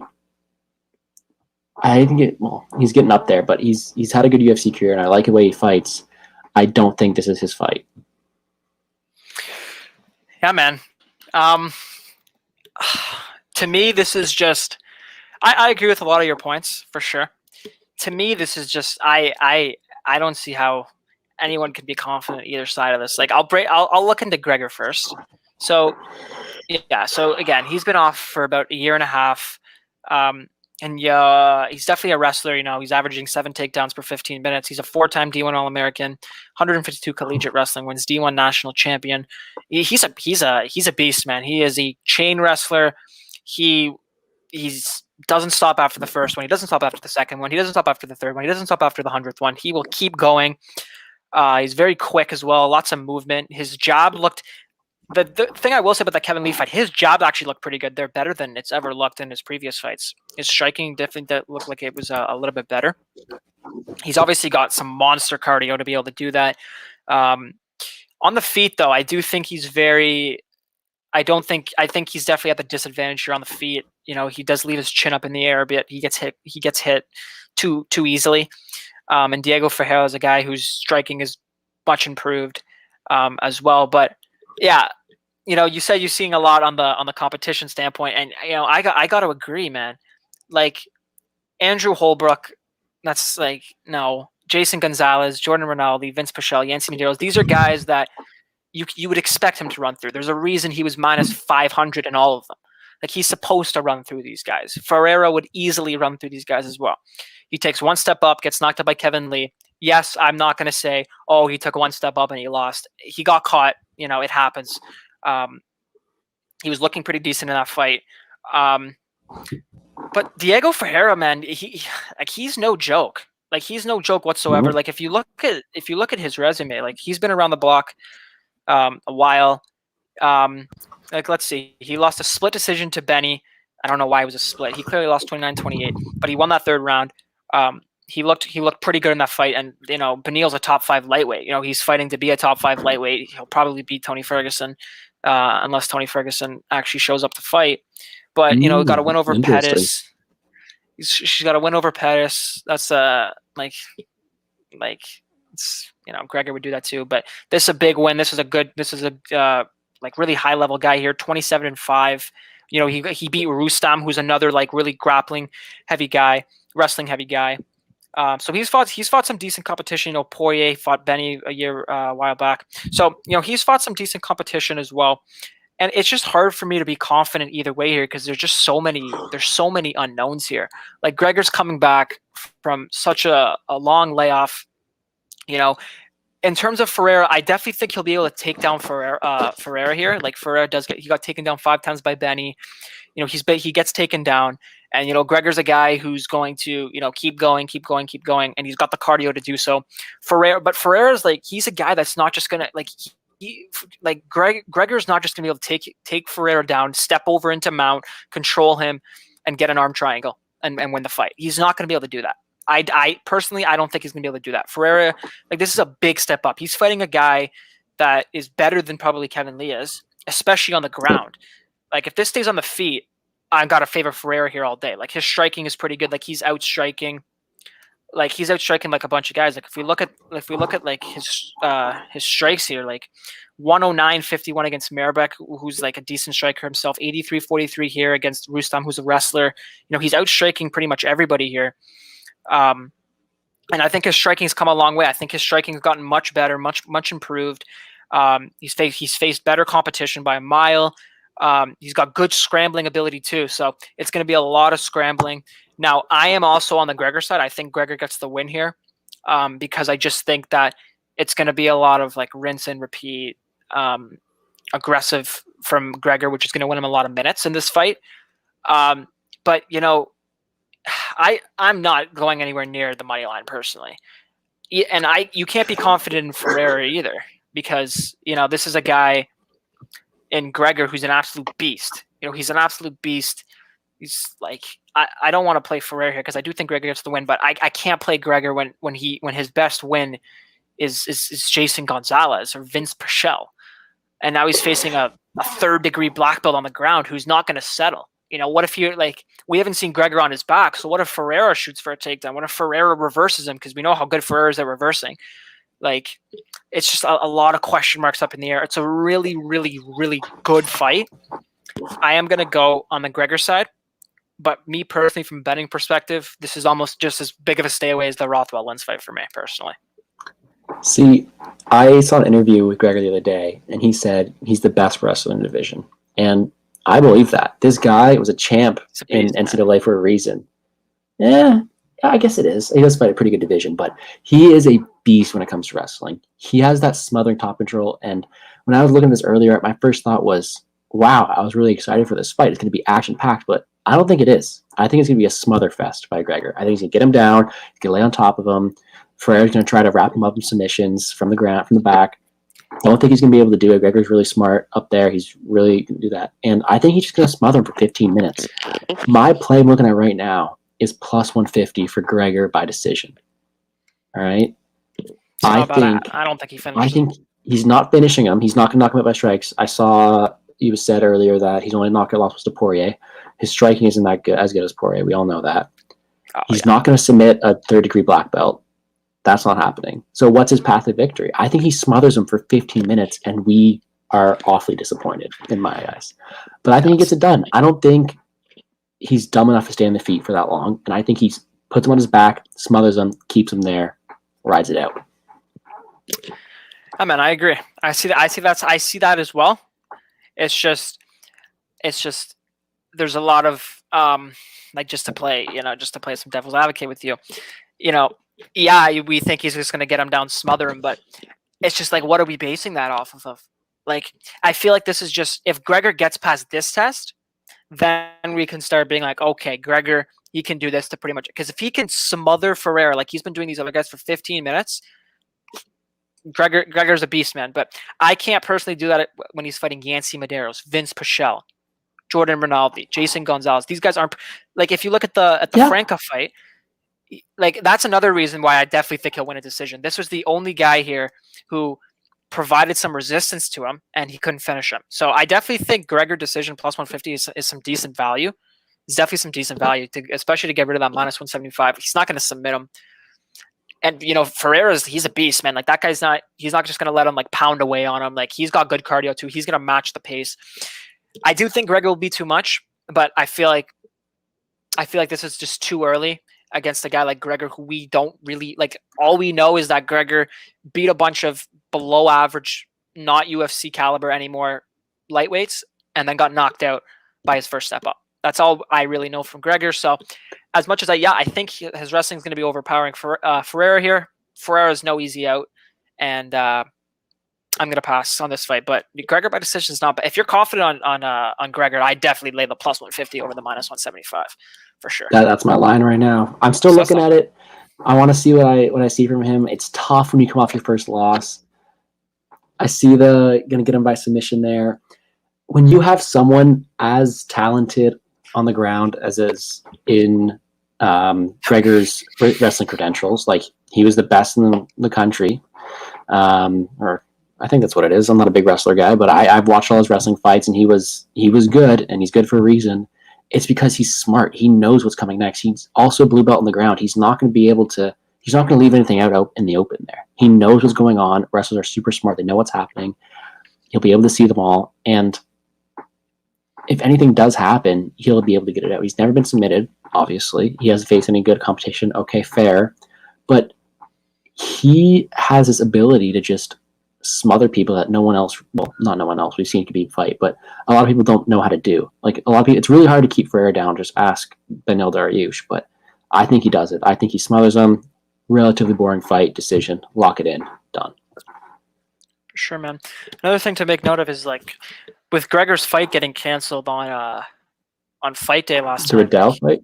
Yeah, you think that's gonna play a factor here? Because, he was fight ready, he cut the weight, he was ready to go, and then it just gets canceled, and then he's got to go through that whole process again. You think that plays a factor at all in here? Did you see the media day interview he did? Which one? The one with Brad? He did one. I know he did a media day interview. ESPN posted it literally a few hours ago. I was watching it before I hopped on this with you. But he was saying that he was upset, and that he wasn't mad. He was just upset. But at the same time, he admitted that he was happy because he was anxious for fights coming back at this time. And the main thing I took from the interview, though, is he said he doesn't cut that much weight. So I don't think it was as big as people cutting like insane amount of weight. He said he doesn't cut that much weight. I believe him. Yeah, he's a professional for a reason. Yeah, no, he's not. But he's good at what he does. I think he gets it done. I'm happy with my spot. Yeah, if he controls Ferreira for 15 minutes, then he's definitely someone to look out for, because Ferreira's on the ground, like, you don't get much more decorated than that. Third degree black belt. So it's I don't think top level wrestler versus top level BJJ guy, sure, and it's gonna be Gregor's a great he's fight. Gotta get it down. He's got to get it down. I'm gonna be holding my ticket tight, scared of what's gonna happen, but I like my spot at plus money. That's not about. I like it. Yeah. So we got here. For sure. There's always going to be openings. I don't think Ferreira's sub or bust. I don't think he's sub or bust. I think he can win the fight. It's going to be difficult for him to win minutes, but I just feel like there's like a scenario in my head where maybe Gregor's like trying to chain wrestle him, holding him against the cage. We know that judges don't really care if you're just holding him against the cage and not doing anything. I've seen it multiple times now. So if Ferreira can maybe sit there for like 2 minutes, get out of the clinch, and then maybe land like a nice 1-2, man, like he could steal like the whole previous 2 minutes. So, it's going to be, there's just a lot of unknowns for me, but plus 150, if you're high on Gregor to do what he can do against Ferreira, then, and you got plus 150 on the decision, I like that line. So respects. Nothing's locked up yet, but that's my most likely outcome. I don't think he's finishing him. I like it. I do see the sub, but I think it's going to be a decision win. All right. Okay, Friday the night, baby. We got the main event. We got the real main event. Maurice Greene versus Marcus Rogerio de Lima. And before we get this started, I think Maurice Greene is one of the worst fighters in the UFC. I just want to put that out there right now. I know you were pretty high on KB Bueller last week. Oh, okay, maybe KB. Maybe KB. But it's close. But anyways, we'll break it down. So we got Mo Greene. Okay, 34 years old, 6'7", 80-inch reach, and it really infuriates me when you have a guy who's 6'7", with a guy with a big reach that just doesn't pump out that jab every single second on the feet. Like, if you have an 80-inch reach, man, you've got to. Like, he does it, but it's just not enough. He's got to pump it out more, man. Anyways, he's got 2 knockouts, 5 subs, 2 decision wins, 2 KO losses, 1 submission loss, 2 decision losses. He is 9-5, 4-3 in the UFC, taking on Marcus Rogerio de Lima, who's 17-7-1, 6-5 in the UFC. It's actually been fought a lot in the UFC. He's 35. He's 6'1", 75-inch reach, so he's definitely going to be much smaller. I think he's a former light heavyweight too. Oh yeah, he fought most of his career at light heavy. Yeah. He got 12 knockouts, 3 subs, 2 decisions, 1 knockout loss, 5 submission losses, 1 decision loss. And yeah, so, this is a fight where, I mean, again, this card as a whole is difficult from a betting perspective in my eyes. Like, I really struggled to find any spots on this card. Really, I'm just someone who tapes before looking at the line, and I just saw my lines are very close to what the line is. So it's just a hard card for me. But like, if you look at De Lima, like, De Lima's like, he's not that bad of a fighter. Like, he has really bad cardio, and he's got questionable horrible cardio.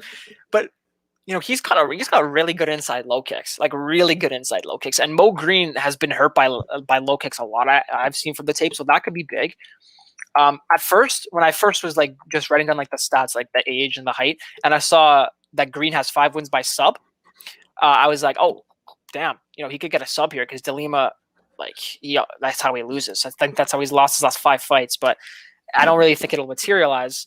But De Lima throws like really heavy shots, looping shots, but he's definitely better as a counter striker.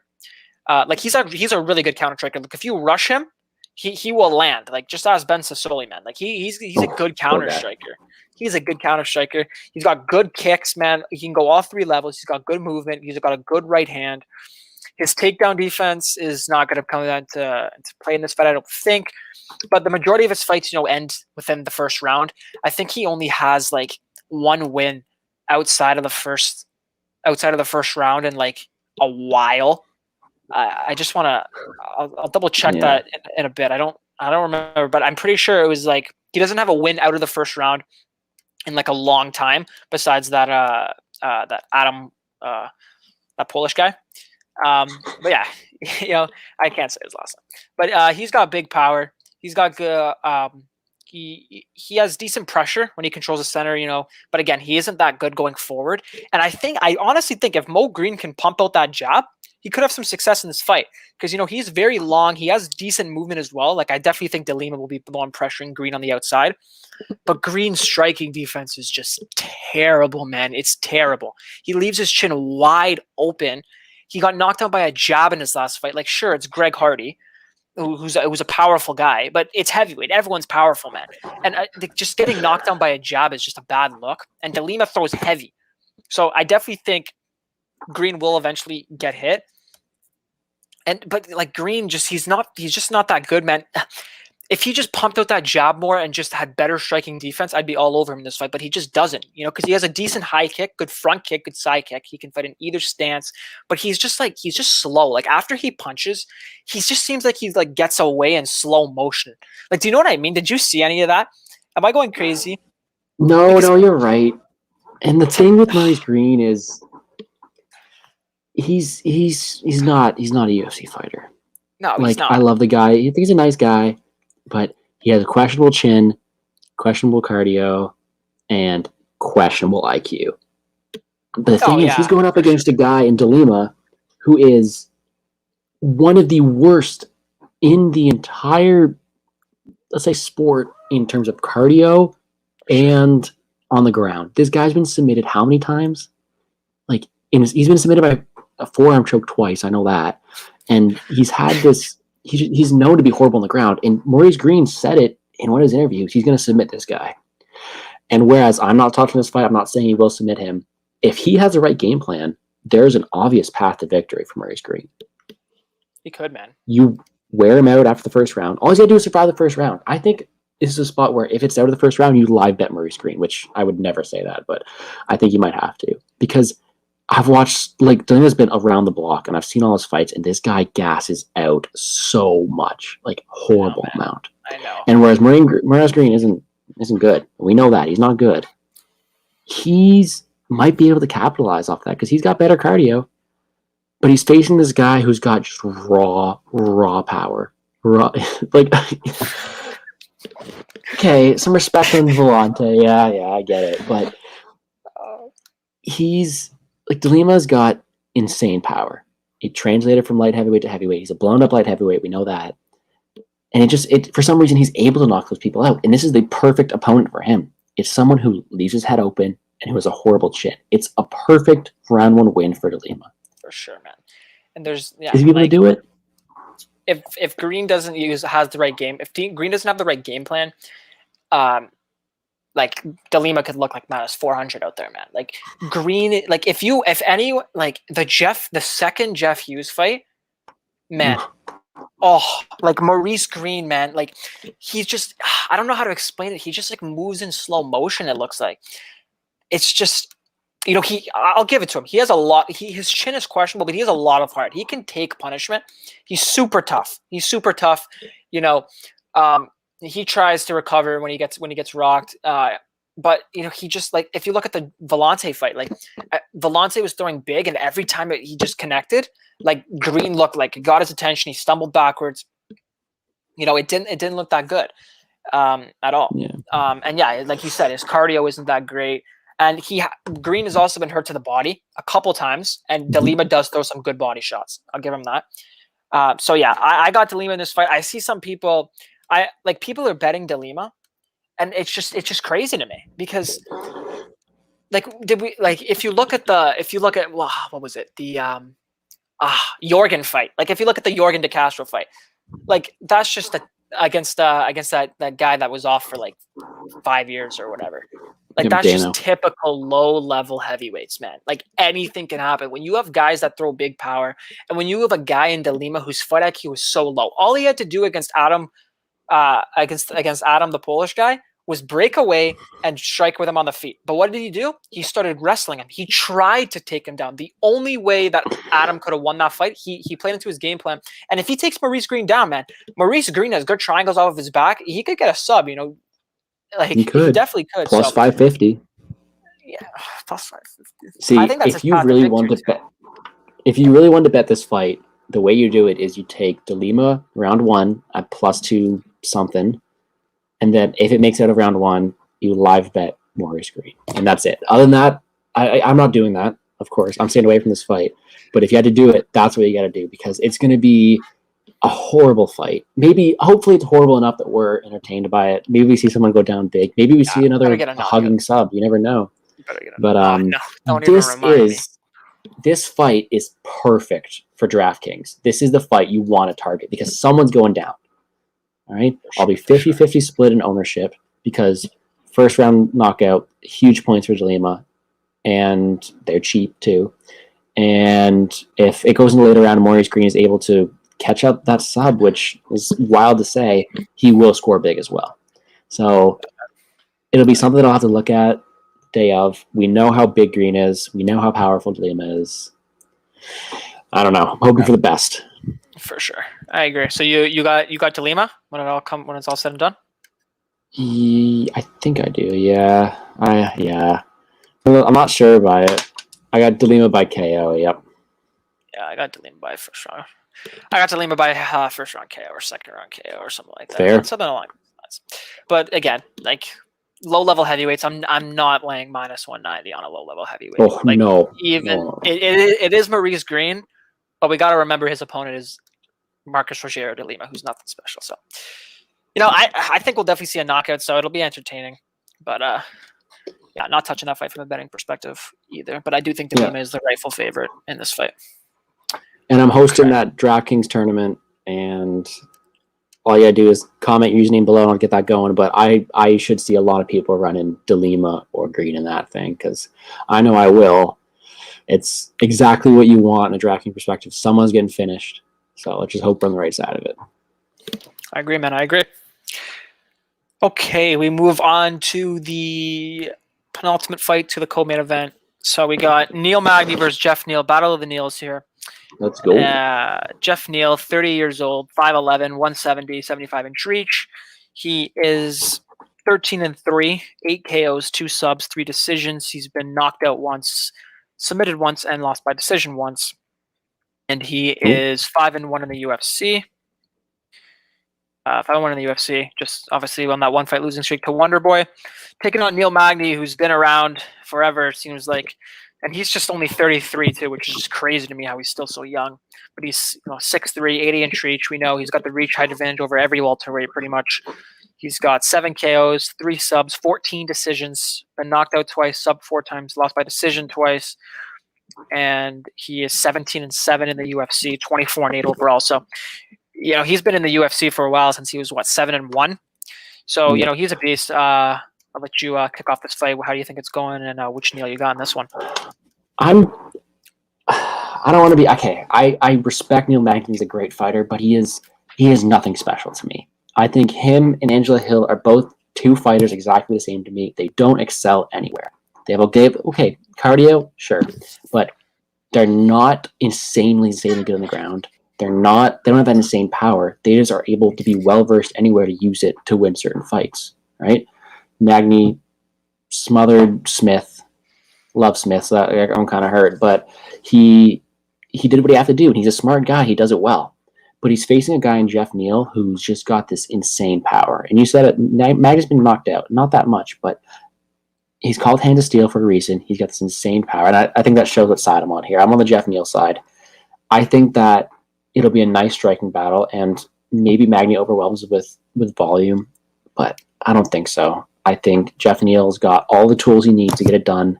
I'm not that big on Neal Magny, and I'm predicting a head kick finish by Jeff Neal. Head kick finish, man. Yep. Hoping that it will be the second head kick KO of the night after Ludovic hopefully gets one. Okay. But yeah, I'm also on the Jeff Neal side. Again, another fight that I see is accurate. This is just a tough card from a betting perspective overall, besides the Daukaus fight. But I think this is a good rebound fight for Jeff. You said it perfectly. Like, Neal's just one of those guys. He's a tough out for everybody. No one really is going to run through Neal Magny, but he just doesn't really excel anywhere. Like, his wrestling is not bad. His striking I is not meant bad. Lawler, by the way, not Smith. My bad. Yeah, I know what you meant. I know what you meant. But yeah, on the feet, Jeff Neal's solid, man. He's got good short hooks, a good lead right jab, good 1-2s. He definitely looks like he wants to close the distance. And if the thing with Neal Magny is if he fights a fight similar to Stephen Thompson did, not in the fact that he's going to pick him apart like Stephen did, because Thompson's just incredible. But if he tries to move like that and just pump out jabs, using his reach, using his length, Neal might have some problems because Neal definitely wants to close the distance. He definitely wants to get in there and land his 1-2. So but his left hand is a piston, man. It is super fast, super accurate. He puts on good pressure. Again, he's got that good left high kick that connects. It's money. Like, he's only got to knock out Mike Perry. I think he only got to knock out Mike Perry. We know how tough Mike Perry is, and he has decent cardio too, man. He went 5 with Wonder Boy. He looked pretty good in there. He's got a lot of power, good movement, good dirty boxing. He can even mix in his own wrestling. He mixes in his own wrestling sometimes. I think he wrestled. I can't remember who, but I know he has mixed in the wrestling here and there. But yeah, I feel like he's just a better striker than Neal Magny, and he's got 92% takedown defense. And that may be, the shots that have been the takedown attempts on him haven't been the greatest, but he's got good hips, he's got good balance. It definitely looks like I think he'll definitely be able to defend against Magny's takedowns. And I feel like if Magny because Magny's the guy that likes to clinch and get the takedown from there, I definitely think Jeff's going to be the stronger guy in the clinch. I think he'll be able to push him up against the fence. And even if you do get him down, he's a great scrambler. He gets up right away. His striking defense is okay. He gets hit a bunch. I think he lands 4.94. Yeah, 4.94 significant strikes per minute and gets hit 4.93. So but I just feel like it'll be a tough fight for Jeff Neal. But I just feel like he's just a bit better than Magny, which is tough because I like Magny. I've been watching him a while. Again, lots of UFC experience, faced good competition. He puts on a pace that not a lot of people can match. But I just feel like Jeff's going to be the one leading the dance in this fight. And unless Magny shows good movement, bouncing around, landing that jab, I definitely think Magny could win the fight. But at the end of the day, I'm definitely on the Jeff Neal side. I just think he's better, more powerful, more impactful shots, and I think I'm going to go Jeff Neal here by decision. I think Magny's a tough guy to finish, but I just think he'll land more. I think he'll land 10, 15 strikes more per round. I think if Magny wants to wrestle, I think Jeff will actually get the better of those exchanges. I think he's stronger. And I got Jeff Neal here, but not betting it. Jeff Neal is a competitor. He wants to win, and he got obliterated by Wonder Boy. And you can't take anything from that fight. Wonder Boy, a legend. We know him. He's amazing. But he wasn't happy with that performance. He said it himself. And I think he's going to go out there with just trying to get back on track. He's called Hand of Steel for a reason. And I think he got wins there. You're pulling up right now. That Bilal Muhammad win is so good right now. And I think Bilal Muhammad I think Bilal Muhammad's style in terms of being well-versed in all areas is similar to Neal Magny's, except for Bilal Muhammad's more output, less rangy. But I think that he's able to go 3 rounds. He's able to do well, he's able to do well in those 3 rounds. He's able to take advantage, take control of that cage, and he's going to walk down Neal Magny, throw a lot of output. He throws a lot of strikes. And I'm going to take him to finish here. I rate it. And also with that Wonder Boy fight, that's him coming back after that life-threatening thing too. So, you don't know how much that affected him, but yeah, he's a competitor. He's a gamer. 4.94 strikes. Yeah, he has a lot of volume, and just more impactful too. I just think he'll be a little bit better here, honestly. I think Magny's a good fighter, but I think Jeff Neal. I'm not the highest on Jeff Neal, but I think he'll get this fight. I was all over Wonder Boy, so that one was pretty good. But I think this is his spot to win. If you can knock out Mike Perry or do what you did to Mike Perry, then you're set. Awesome.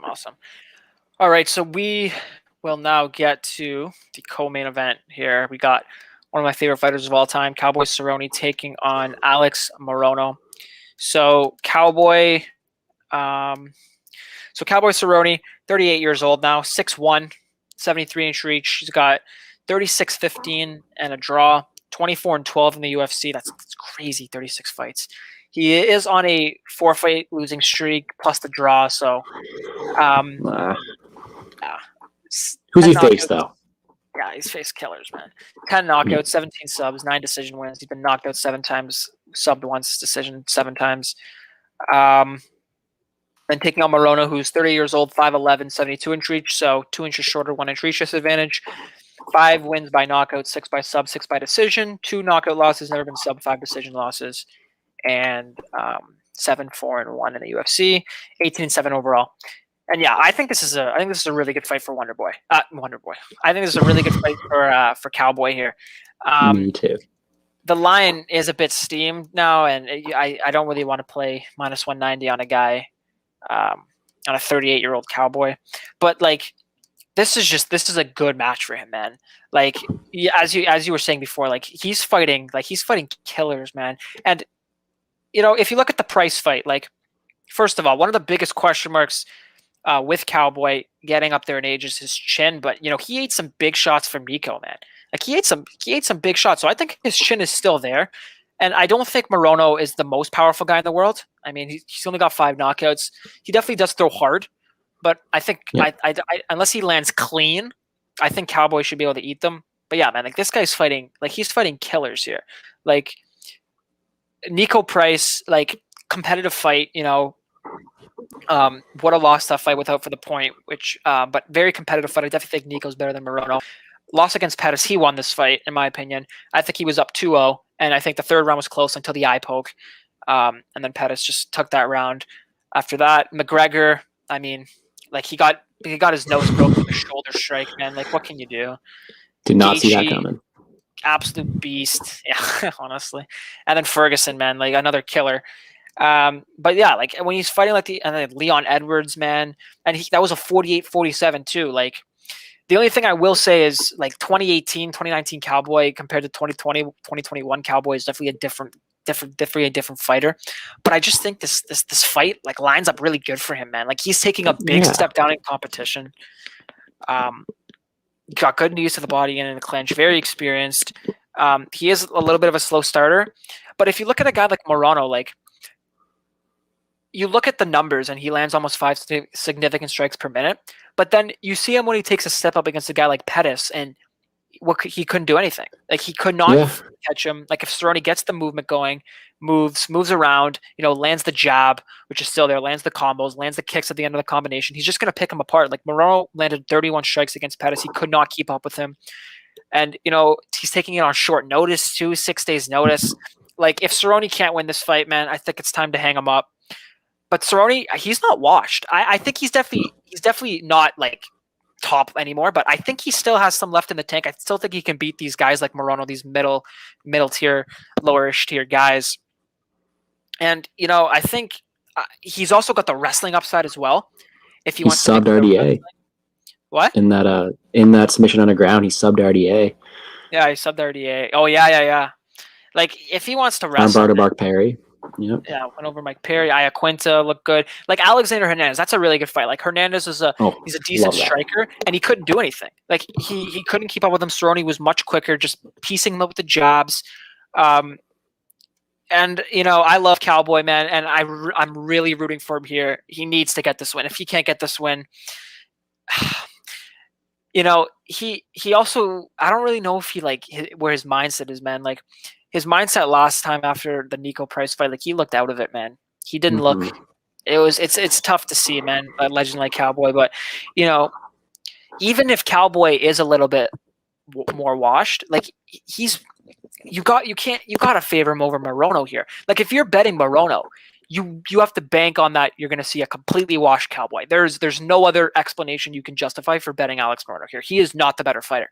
Cerrone is way more technical, way better everywhere. If he wants to take him down, he can. If he wants to strike with him, he can.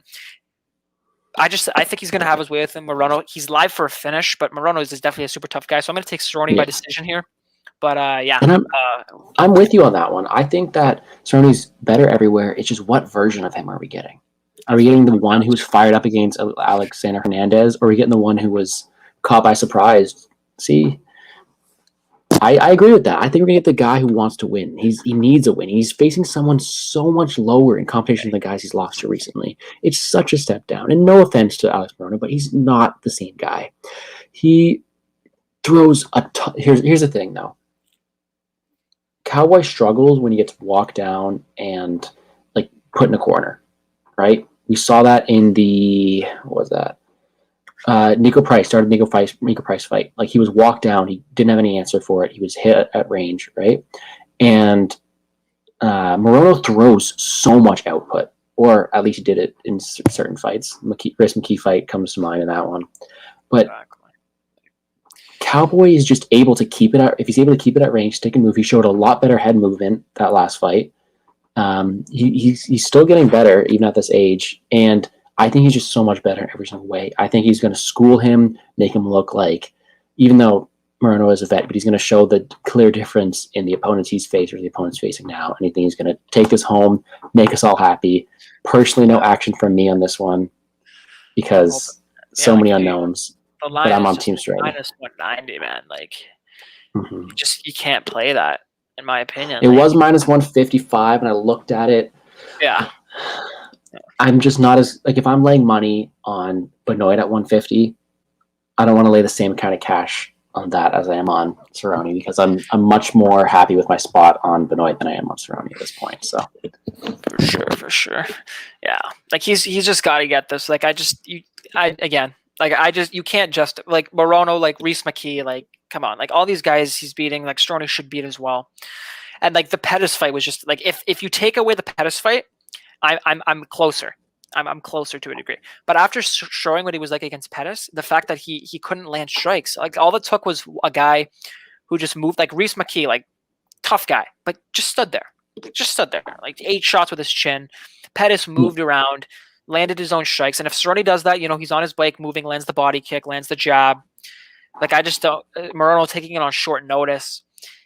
This is Cerrone's fight to lose, in my opinion, and I really hope he gets the win here, man. Or he's done if he loses this for sure. Like this is. I agree. From a DraftKings side, I don't see any value in this one. I don't think. Like there's so many more options for finishes here that I don't know how much output we're gonna get. It could be a slower fight, and for sure, yeah, I agree. In this, we're trying to gain the most. Sorry, for DFS, trying to gain the most strikes, the most action, the most finishes. The most takedowns. I think this is going to be more. I think it'd be a war. I think it'd be a great fight, but I don't think it'll become the ultimate on the best lineup possible. I don't think it'll be there. Solid. All right, so we have now reached the main event. We're there. The main event that I wish was my boy Corey against. It sucks, man. I was so hyped for that fight. I would have taken Dilly against you. I'm pretty sure. Oh, we'll get it back. We'll run it back. Yeah, sounds good. Okay, so we got Marina Rodriguez, 34 years old, 5'6", 65-inch reach, 13-1-2, 6 knockouts, 1 sub, 6 decisions, lost 1 decision. She is 3 wins, 1 loss, 2 draws in the UFC. Taking on Michelle Waterson, who is 18-8, 6-4 in the UFC. She is 35 years old. 5'3", 62-inch reach, so she's definitely the smaller girl. And this fight is taking place at flyweight, which is definitely favoring Marina here, in my opinion, for sure. 3 knockouts, 9 subs, 6 decisions, 1 KO loss, 3 sub losses, and 4 decision losses. I got some decently strong opinions on this one, so I'll let you open up this one. How you think this fight's going to play out? See, I think Marina Rodriguez has one of the best one of the best strikers in the division, right? She hits hard. She's got a great tie clinch. She's really good at what she does, but there's an obvious hole in her game. That's the ground game. Esparza showed it. We saw it in round 1 of Ribas fight. I won't go there, but I think that if it's standing up, the Karate Hottie's gonna have some trouble. Like she's got some snappy kicks. She does good, but she's just not that same level on the feet as Marina is. Marina's gonna they both want the clinch, but I think Marina's just gonna be so much better in it, and just destroy her in it.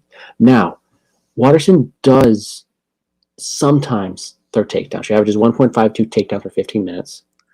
And if she's able to do that, she'll have a much better chance because we all know how much of a killer is Marina is on the feet, right? Yeah. So I think that if Waterson's smart, because it was like she was a 105er. She held the belt at 105, right? Yeah, she's an atom weight. She's not. Yeah, she's small. 100%. So I think that if she's smart, she takes her down, but it's going to be tough because Marina's so much bigger.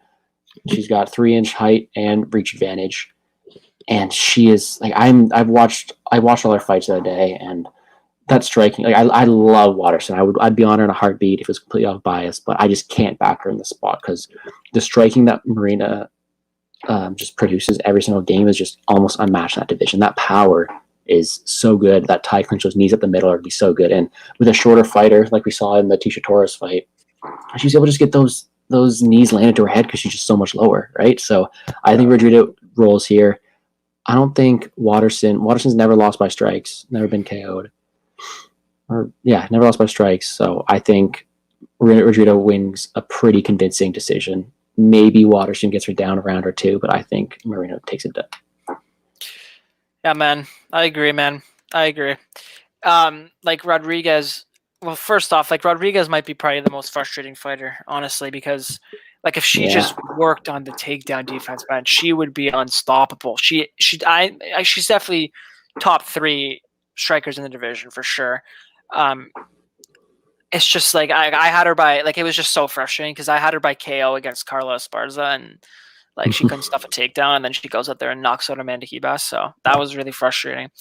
But like this is her fight to lose for sure. Like she's the much better striker, like not taking away from Waterson at all. She's got good kicks, like really good kicks, and she held her own with Angela Hill for sure. Like I thought she won. I thought she was winning some of the striking exchanges against Hill. Like I thought Hill would be much more successful on the feet against Waterson, but Waterson held her own. But Rodriguez is a whole different beast, man. Like she's got power, she's got a piston for straight right. Good Muay Thai, good knees, good elbows. She's going to be much stronger in the clinch. Like the thing with Michelle is like she kind of needs. I feel like she has more success when she gets a clinch position and then gets the takedown rather than shooting from open space. Like against Angela, she shot some like really like poor shots that I think even Marina could stuff.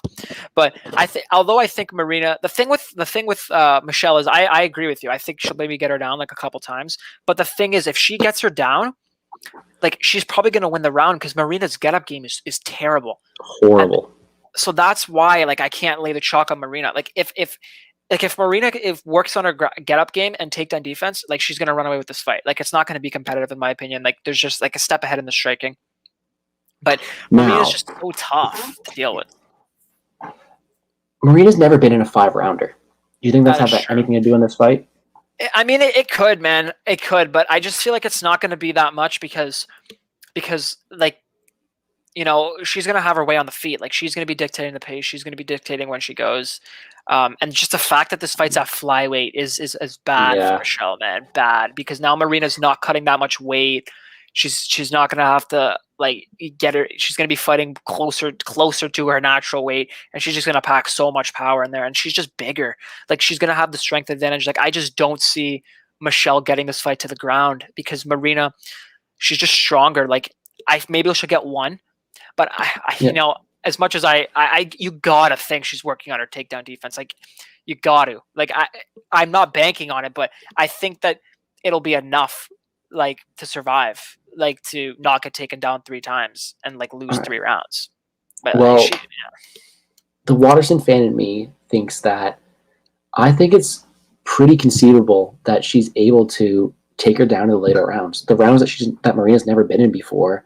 She's gonna be more tired, more susceptible to those takedowns. But if she shoots the same way she did to Hill, that knee is coming right up the middle. Oh yeah, like that was like I love Waterson. I had money on her that fight. I think she won it, but I agree. She made a lot of questionable decisions in that fight that Marina will capitalize on. Marina's a much harder striker than Hill is. I think she's much better than Hill is in every single way, and I do think she gets it done. But there are a lot of question marks around her that make me not bet it at all. I'm not touching this fight from a betting perspective. I think it could very easily be another smother fest if she's able to be taken down. But we're gonna stay away from it. Yeah, this is just not playable for me. Like, I get it. Like, if you want to, like, I think Rodriguez, when she was like minus like 170, minus 180, like I understand it, because if Waterson can't get the takedowns, like, Marina's going to look minus 400. Like, she's just got better combos. Like, Michelle's not a bad striker. I think she is as underrated striking to a degree. Like, I don't think like Marina's just going to walk all over her. Like, Michelle's going to have some success, but Marina's just like, her strikes are way more powerful. And the reason I think that the 5 rounds isn't going to hurt her that much is because she's the one that's going to be dictating the pace. Like, Michelle circles around the outside. Marina's going to be walking her down. You know, she doesn't fight at like an exhausting pace. Michelle's not going to go in there and like grapple heavy, because like she should, but I feel like I feel like Marina's just much stronger. I feel like she can use her strength to defend a lot of the takedowns. And even like, she's got good elbows in the clinch too. She's much better footwork. She's outstruck every opponent she's faced. Like, it's hard to back Waterson here when unless you're banking on the fact that she's going to get the takedowns. Like, if we look at Marina Rodriguez's fights, like if we see, like, she's been fighting like good grapplers too, like good wrestlers. Like, Carla Esparza is a better wrestler than Michelle Waterson. Cynthia Calvillo is a better striker, as a better grappler than Michelle Waterson. Not grappler, wrestler. I think Michelle Waterson's like better grappler and jiu-jitsu player. So is Marcos. And Marcos as well, yeah. It's just like she just throws, like, she could have she could be undefeated in the UFC, like steamrolling. Like, if she could stuff a takedown, she's dominating this Carla Esparza fight. Like, Cynthia, she had 2 rounds in the books, and then she just got taken down and she has no get-up game. Same thing with Randa Marcos, man. Like, it's just tough. Like, she's such a good fighter, and if she just works on her takedown defense, man, like, she would be top of the top. But I just don't think Michelle's like one that's gonna. I don't think she's gonna have much success getting her down, besides maybe 1 or 2. And just the fact that flyweight is even worse for her. So I'm not touching it from a betting perspective. I think the line is relatively accurate nowadays.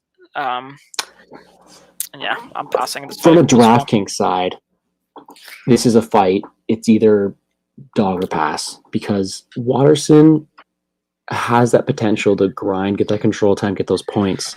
But if it's Rodriguez all the way, she's controlling the pace. She's not going to get any takedowns, and I don't think she's going to live up to her 9.2K price tag. I think she's 9.2K this week, but I don't think she's able to just. Yeah, I'm not a fan on it. Yeah. She could be alive for a late finish though. She could.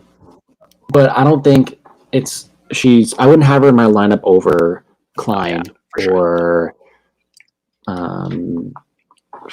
Benoit or Ribas at this point. Like, a lot of people that I prefer a lot more than Marina Rodriguez at this point. Yeah, man, I agree. So yeah, so that's pretty much the card. I mean, again, it's a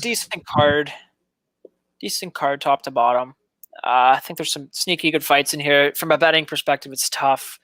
We can go through some of your DraftKings best plays if you wanna put out like what you're thinking right now. I know you touched upon it like during the fights, but I'm a big DraftKings player. If you guys don't know me, sauce me a follow on Twitter. I play all the sports: NBA, NHL, MLB, UFC, and every single week I try to find a lot of value plays. And the thing is, I like a lot of the dogs, but a lot of them aren't here for big finishes. And there's a lot of plays that I'm just going to stay away from completely. But going to my core plays, I love Daukaus. We've been over this 1,000 times. Daukaus is your guy. He's my guy.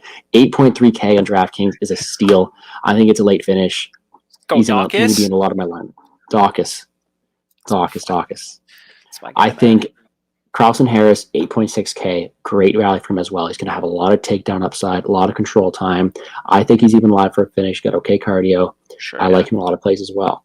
Now, here are things that are interesting, because in terms of locks, it's tough for hard lock plays in this week, right? Klein's going to be up there, but Klein might not get a finish. He's against a very durable opponent, so it's tough for him as well. Mm-hmm. And he's the most expensive guy by far. Yeah. I know you don't play much DraftKings, so who do you think is going to get a finish this week? Let's look at this. So Harris, he's definitely, like you said, he could get a finish. I think it's about 50-50 that he gets the finish here. I think he has some finish upside. This Park and Nchukwi fight, I think this fight goes to the cards. I think Benoit, I think this fight probably goes to the cards. maybe finish upside, but I think it goes to the cards. Klein definitely has some finish upside, but he also could definitely go to a decision. As you said, Trizano's very durable. This fight, I definitely think is live. This is the biggest one, live for a finish. This fight could be live for a finish, but then again, it could be like a sloppy fight. The thing that's with a lot of these fights is like I can see them. Oh, this one definitely live for a finish. It's just I can see a lot of different scenarios. Like I can see Ribas getting a sub. I can see Ribas getting a decision. I can see Hill getting a decision. I can see her getting a KO. Same with the Rothwell Lins fight. You know, same with the Klein fight. Same like all these fights. I can see multiple scenarios. But you know, it's tough. Like there's not many dogs on this card I'm seeing, and there's a lot of fights that like I could eat 10 out of these 12 fights I could see going to the cards for sure. Yeah, for sure. That's the thing. This is just a tough week. It is. And when you play DraftKings, you take 6 fighters and you need to have an average salary around 8.4 thousand. So it means you need to take the dogs, right? You can't just have all those good players. So you need to find those dogs with the best chance of scoring points. And for me, I think Park has a good chance of scoring points if he gets takedowns and control time. I think that you can look at Hill if she throws volume, but I'm on Ribas big. Ribas one of my core plays. So if you want to, like, you could throw Hill in there as well. Then you look at both sides of it, like Lins and Rothwell, both live more in Rothwell than Lins. And then you got Daukaus, who's going to be in all my lineups. You have to have a tiny bit of Hayes in there because he's possible for a round 1 knockout as well. And then the most important fight to have, like I mentioned before, is going to be that Lima Greene fight because so many people are going to have it, and you just want to need to have because someone's going down. Lima and Greene, someone's going down, man. It's going to be either, I think it's be Lima early, Greene late. They're both decent prices. You need them in this fight. So the 4 fights most likely to finish are the Hayes Daukaus fight, Lima Greene fight, Harris Aguilera fight, and Trizano Klein fight. All right. Yeah, man. Punt plays in terms of low value. I don't mind Waterson because I don't think she's getting finished, so she'll be able to throw up those points in a 5-rounder. I like Greene. I know. I like Greene in a decision. Sorry, not a decision, but like in a DraftKings point of view, because he's so cheap. Yeah. Maybe there's a slight chance. I'll be playing a tiny bit of him. Lima's fight IQ is almost as bad as his cardio, so you never know. If you look at fighters I'm completely avoiding, I'm not taking Tafon because I don't think he's knocking him out, and he could be taken down quite a lot, especially when he's a favorite in this. I'm not taking him. Adashev could be taken down. Don't like him in this spot. And Rodriguez, I think, is too expensive for my liking. I mean, sounds all good. Sounds all good. Yeah. So I'll be posting DraftKings lineups on my page. I'll also be hosting a competition. So I don't know if people are watching, not that many. But if anyone is watching this video after the fact, you'll just comment your DraftKings name below or DM me. I'll throw in a contest. We'll have some fun. You can learn how to play. DMs are always open too if you guys want to talk to me about any sports going on that day. Love talking my sports, so go toss me a follow, send me a message, and should be a fun week. Should be, man. Should be. Yeah. So thank you guys for the guys that tuned in and watched. Hope you guys enjoyed the content. Here, I think what I wanted to start ending off my streams with was each fight, what I think if I was to bet, what I would play. If you're down to do that with me right now. I got you. Yep. All right. So in terms of Carlson Harris versus Christian Aguilera, for me, it's got to be Carlson Harris if I had to bet it, it's going to be Carlson Harris by decision. I think you get that at like plus. Let me see. I think Harris wins by decision, like plus 300. I think that's the most value you can get on this fight personally, because as much as it definitely does have finish upside for sure on both sides, I think just a grinding, gruely pace. I think Aguilera might be a little bit more defensive after getting submitted last fight. Harris isn't that much of a finisher, so if I had to play a fight, I would probably play Harris by decision. I like the over 2.5 for plus money in that one. That's the one I was looking at. So that's a good spot too. But yeah, I'm with you. Harris by decision. Junyoung Park versus Tafon. For me personally, if I had to bet this fight, it's going to be Park money line. You know, I don't want to risk. Park by decision is not that bad. I do think that's his path to victory, but we don't know. There's just so many question marks around Tafon that I'd rather we don't know what he looks like when he is facing resistance. Maybe he crumbles when someone faces him. So for me personally, I take Park. I think you can get him at like plus 120 now. I know Gordo got in there at plus 150. I know he wishes he got a unit, but I think Park is the livest dog on the card, in my opinion.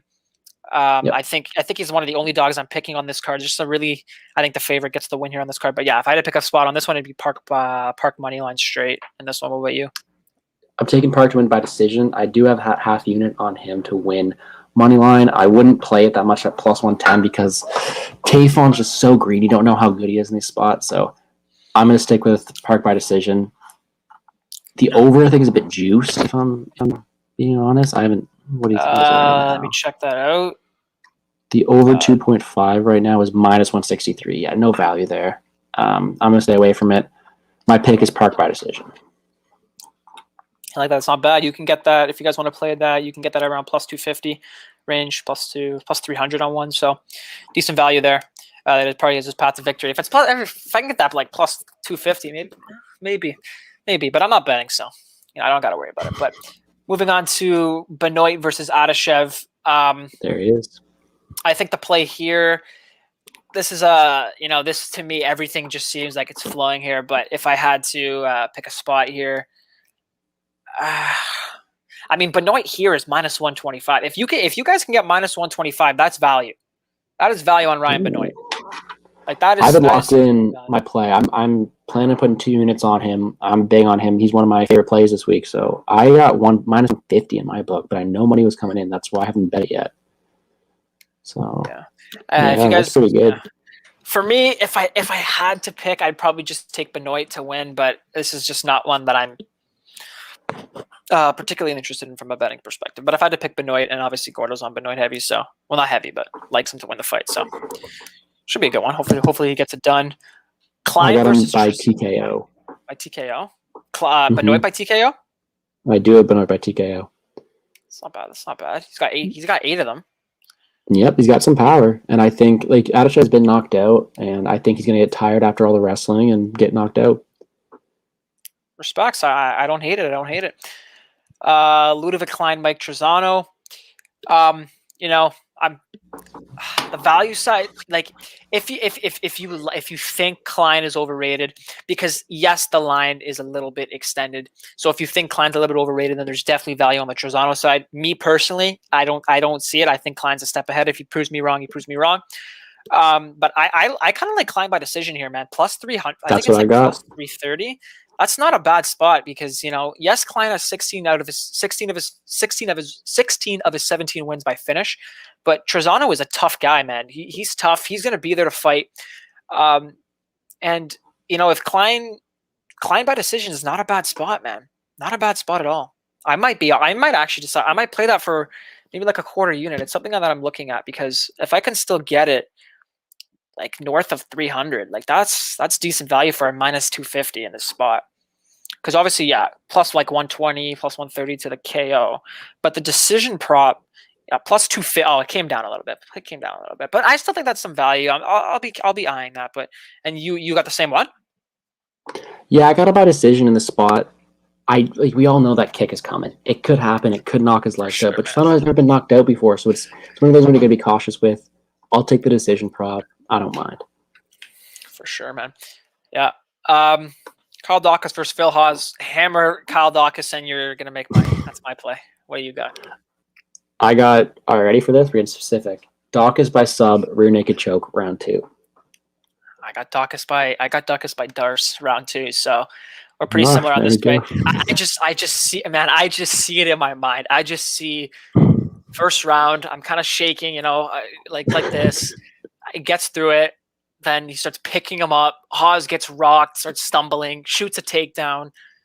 Desperation shot. Grabs the neck, grabs the Darce. It's over. Cash the ticket. I'm so amped for that fight, man. Let's go. Let's go, Daukaus. Can we all have everyone to check in on Phoenix if this play loses? He'll be heartbroken. So liking this video will be appreciated. I'll be off Twitter for a couple of years probably. Nah, I'm joking. Ben Rothwell versus Philip Lentz. Is there even? Oh, actually, Ben Rothwell by KO, guys. Ben Rothwell by KO is the value. Is the out of this fight? Stay away from the money lines, please. At these odds, just don't. The under. Nah, because Lins doesn't have that much finish upside, in my opinion, honestly. Rothwell's a tough guy. But Rothwell by KO plus like 350, that's not bad. That's not bad. So I don't mind that. I think Rothwell by KO is the value side here if you're going to play this fight. All right, that's what I got. Yeah, I got Ben by KO in my prediction. If I got plus money on Ben like I did the first time around, I would take it just because more of a fade Lins kind of thing. But there's no point for me wasting my hard-earned cash on that, so I'll stay away from it. Honestly, man. Got to treat the money better than that. Amanda Ribas versus Angela Hill. Again, another spot that's kind of hard to find value for me personally. I get the spots on Hill if you want to fade Amanda after that last fight. But for me personally, by submission is like plus 250. That's not bad. That's what I got, man. I think honestly, I think that's the value side here because I think Ribas wins the decision, right? But plus 150, I don't think the submission is too far, is not that far back from the submission. So if I had to pick, it'd probably be a submission, maybe even inside distance to cover the KO if she wants to ground and pounder. But Ribas by submission. I think Ribas times that takedown perfectly, lands a few ground and pound, passes over, gets full mount, and then just lock something up. Like, I think that she just dummies Hill in this spot. I'll be rooting for it, man. I haven't bet it yet, but the more I talk about it, I still have a play left to go. Only plays I have locked in right now are the Daukaus play and the half unit on Park, and I'm still waiting for my line of Benoit, and I'm still waiting for my my over on the Harris fight. I like this quote, man. I like this quote. Yeah, right. Shout out my boy K-Road. Ferreira versus Gillespie. Yeah, you got it spot on. If you're gonna take a value side, it's Gillespie by decision all day, in my opinion. Plus 150. That's a good spot, honestly. If you like Gillespie, if you're not as cautious as me and you're more like Gordo over here, who's confident that he can just go in and beat up Diego Ferreira, take Gregor by decision. For sure. Yep. I like that spot. If you're on him by decision, yeah. It's coming down a little bit, so you better pounce on it soon. Plus 145, plus 135, around there. But what's Ferreira by submission plus 600 is also a little bit of value. So really? Yeah, that's actually a little bit of value. In my opinion, for sure. If you're those are the two spots that I would probably say is the most value. Ferreira by submission plus 600 and Gillespie by decision around plus 150. Sounds good. And you Gillespie for sure. You're thinking about playing that, Gillespie, right? Yeah, I think I'm going to put a unit on Gillespie by decision. I think that's the most likely outcome of this fight. Sure. I'm really surprised at the plus 600, but he's so aware on the ground. He's such a good wrestler. I don't think it happens. I mean, we don't even know. Like, we haven't seen much of his submission defense, and he's wrestled a bunch, so I'm sure he's definitely working on that, especially preparing for a guy like Ferreira now. So, yep. Plus 600 still seems a bit wide, but I'll be staying off. Next fight, we got Maurice Greene and Rogerio de Lima. I mean, it's hard to find any value here because the fight doesn't go as minus 350. Like, it's not going to go to decision, but I don't want to play minus 350, especially with low-level heavyweights that it could always go to the scorecards. I'm sticking with you bet round one de Lima, and then you live bet Greene if it goes past that. Yeah, I like that. That's not bad. That's not bad at all. But yeah, my prediction is de Lima by first round KO. That's the most likely outcome in my eyes. But I can definitely see Greene block up a finish win once de Lima's just exhausted. I agree. If I had to pick a spot, it's probably going to be Lima by KO plus 125. But I'll be far away from this fight. Neal Magny. Again, another spot where it's hard to find value. The makers seem to have it on point. I thought Neal by decision would have a bit more value, like Neal by decision. But it's really only like plus 200. I kind of want a little bit more than that. His KO prop is bigger. So if I had to pick one, it'd probably be Neal by decision, plus 225, but another fight that I'm just staying away from. Just a really, really hard spot, really hard card for bets, man, Yeah. I got Neal by KO. I think he's going to come up with a brutal head kick. That's my pick. Neal by head kick KO. A head kick. You got to name himself instead of being hands of steel. He's going to be feet of steel at this point, man. Jesus. Honestly, that's what I can see. He's going to get hungry for a finish, so I got Neal by finish. I agree, man. I agree. Cerrone versus Morono. I mean, the value side, like, I think it's going to be Cerrone here by decision. Like, I'm not going to play it because he could definitely get a KO, but what is it by decision? Plus 900 by sub. That's kind of crazy. But Cerrone wins by decision plus 145. Like, that's not enough, man. If I had to pick one, it'd probably be here, Cerrone by KO plus 400. That's not too bad, I don't think. But another fight that I'm just going to be sitting on the sidelines praying for my boy Cowboy. Yeah, prediction is Cerrone by decision for me. I agree. Overall. And then Rodriguez versus Waterson. I think Marina by decision is actually definitely the value spot here. I'm pretty sure you got me straight on. Yeah, it's the best spot here for sure. I agree. Rodriguez by decision plus 145 for sure. I think it's the value spot. Value got Waterson by decision if she's able to take her down in those last two rounds when Marina's never been past those rounds. You could. It's not likely, but there's value. How much is that actually? Let's check that out. Michelle Waterson by decision. Go to decision. Plus 260. Not as good as value as I'd want. No, the pick is Rodriguez by decision. I agree. But I can see it. I agree. All right, so I guess just the last thing to do. 3 most confident picks and 3 dogs you got. What are your 3 most confident picks on the card? I got Benoit money line. I got my Gillespie by decision. And I got my Daukaus money line right there. Those are my 3. I like it. For picks, my most confident picks on the card are going to be Ludovic Klein, Kyle Daukaus, and I'm going to say those are definitely my 2 most confident picks. And then probably Marina Rodriguez is the 3rd most confident pick. And then for my 3 dogs, I got Jung Young Park as my most confident dog. I'm gonna go Philip Linz as my 2nd most confident dog, and as my 3rd most confident dog, I'm gonna go.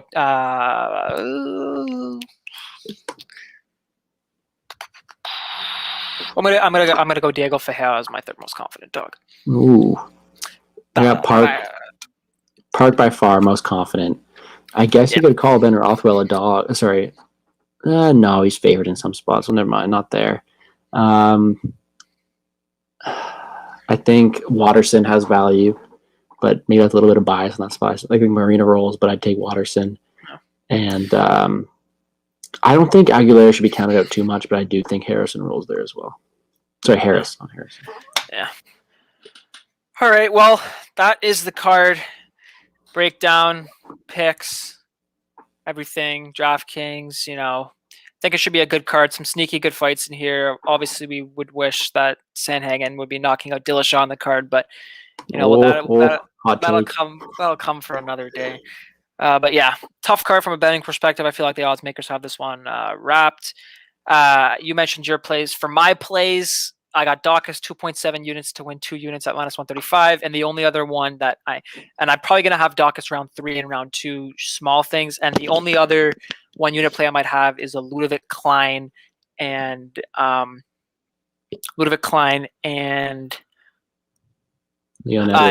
and Daukaus doesn't go for plus 110. I can get that at. And I know some people are probably going to be watching this and thinking that you shouldn't parlay Klein. I get his line is wide, but this is honestly where I'd cap the line. I think he's a decent parlay piece. To me, he's just a step ahead of Mike here. And I like plus 110 for Klein, and this fight doesn't go. So those are probably my only 2 plays for this card. But, it's just everything's riding on Daukaus. Just if Daukaus gets a 2nd round sub, 3rd round sub, it'll be happy days. Happy days. Hey, you got a good chance of that. I'm with you on that. Hope so. All right, guys. Well, 2 hours and 13 minutes in, pretty long, but always good talking fights. Shout out Gordo for coming on. Thanks, man. A lot of fun talking fights. Thanks for having me. Of course, man.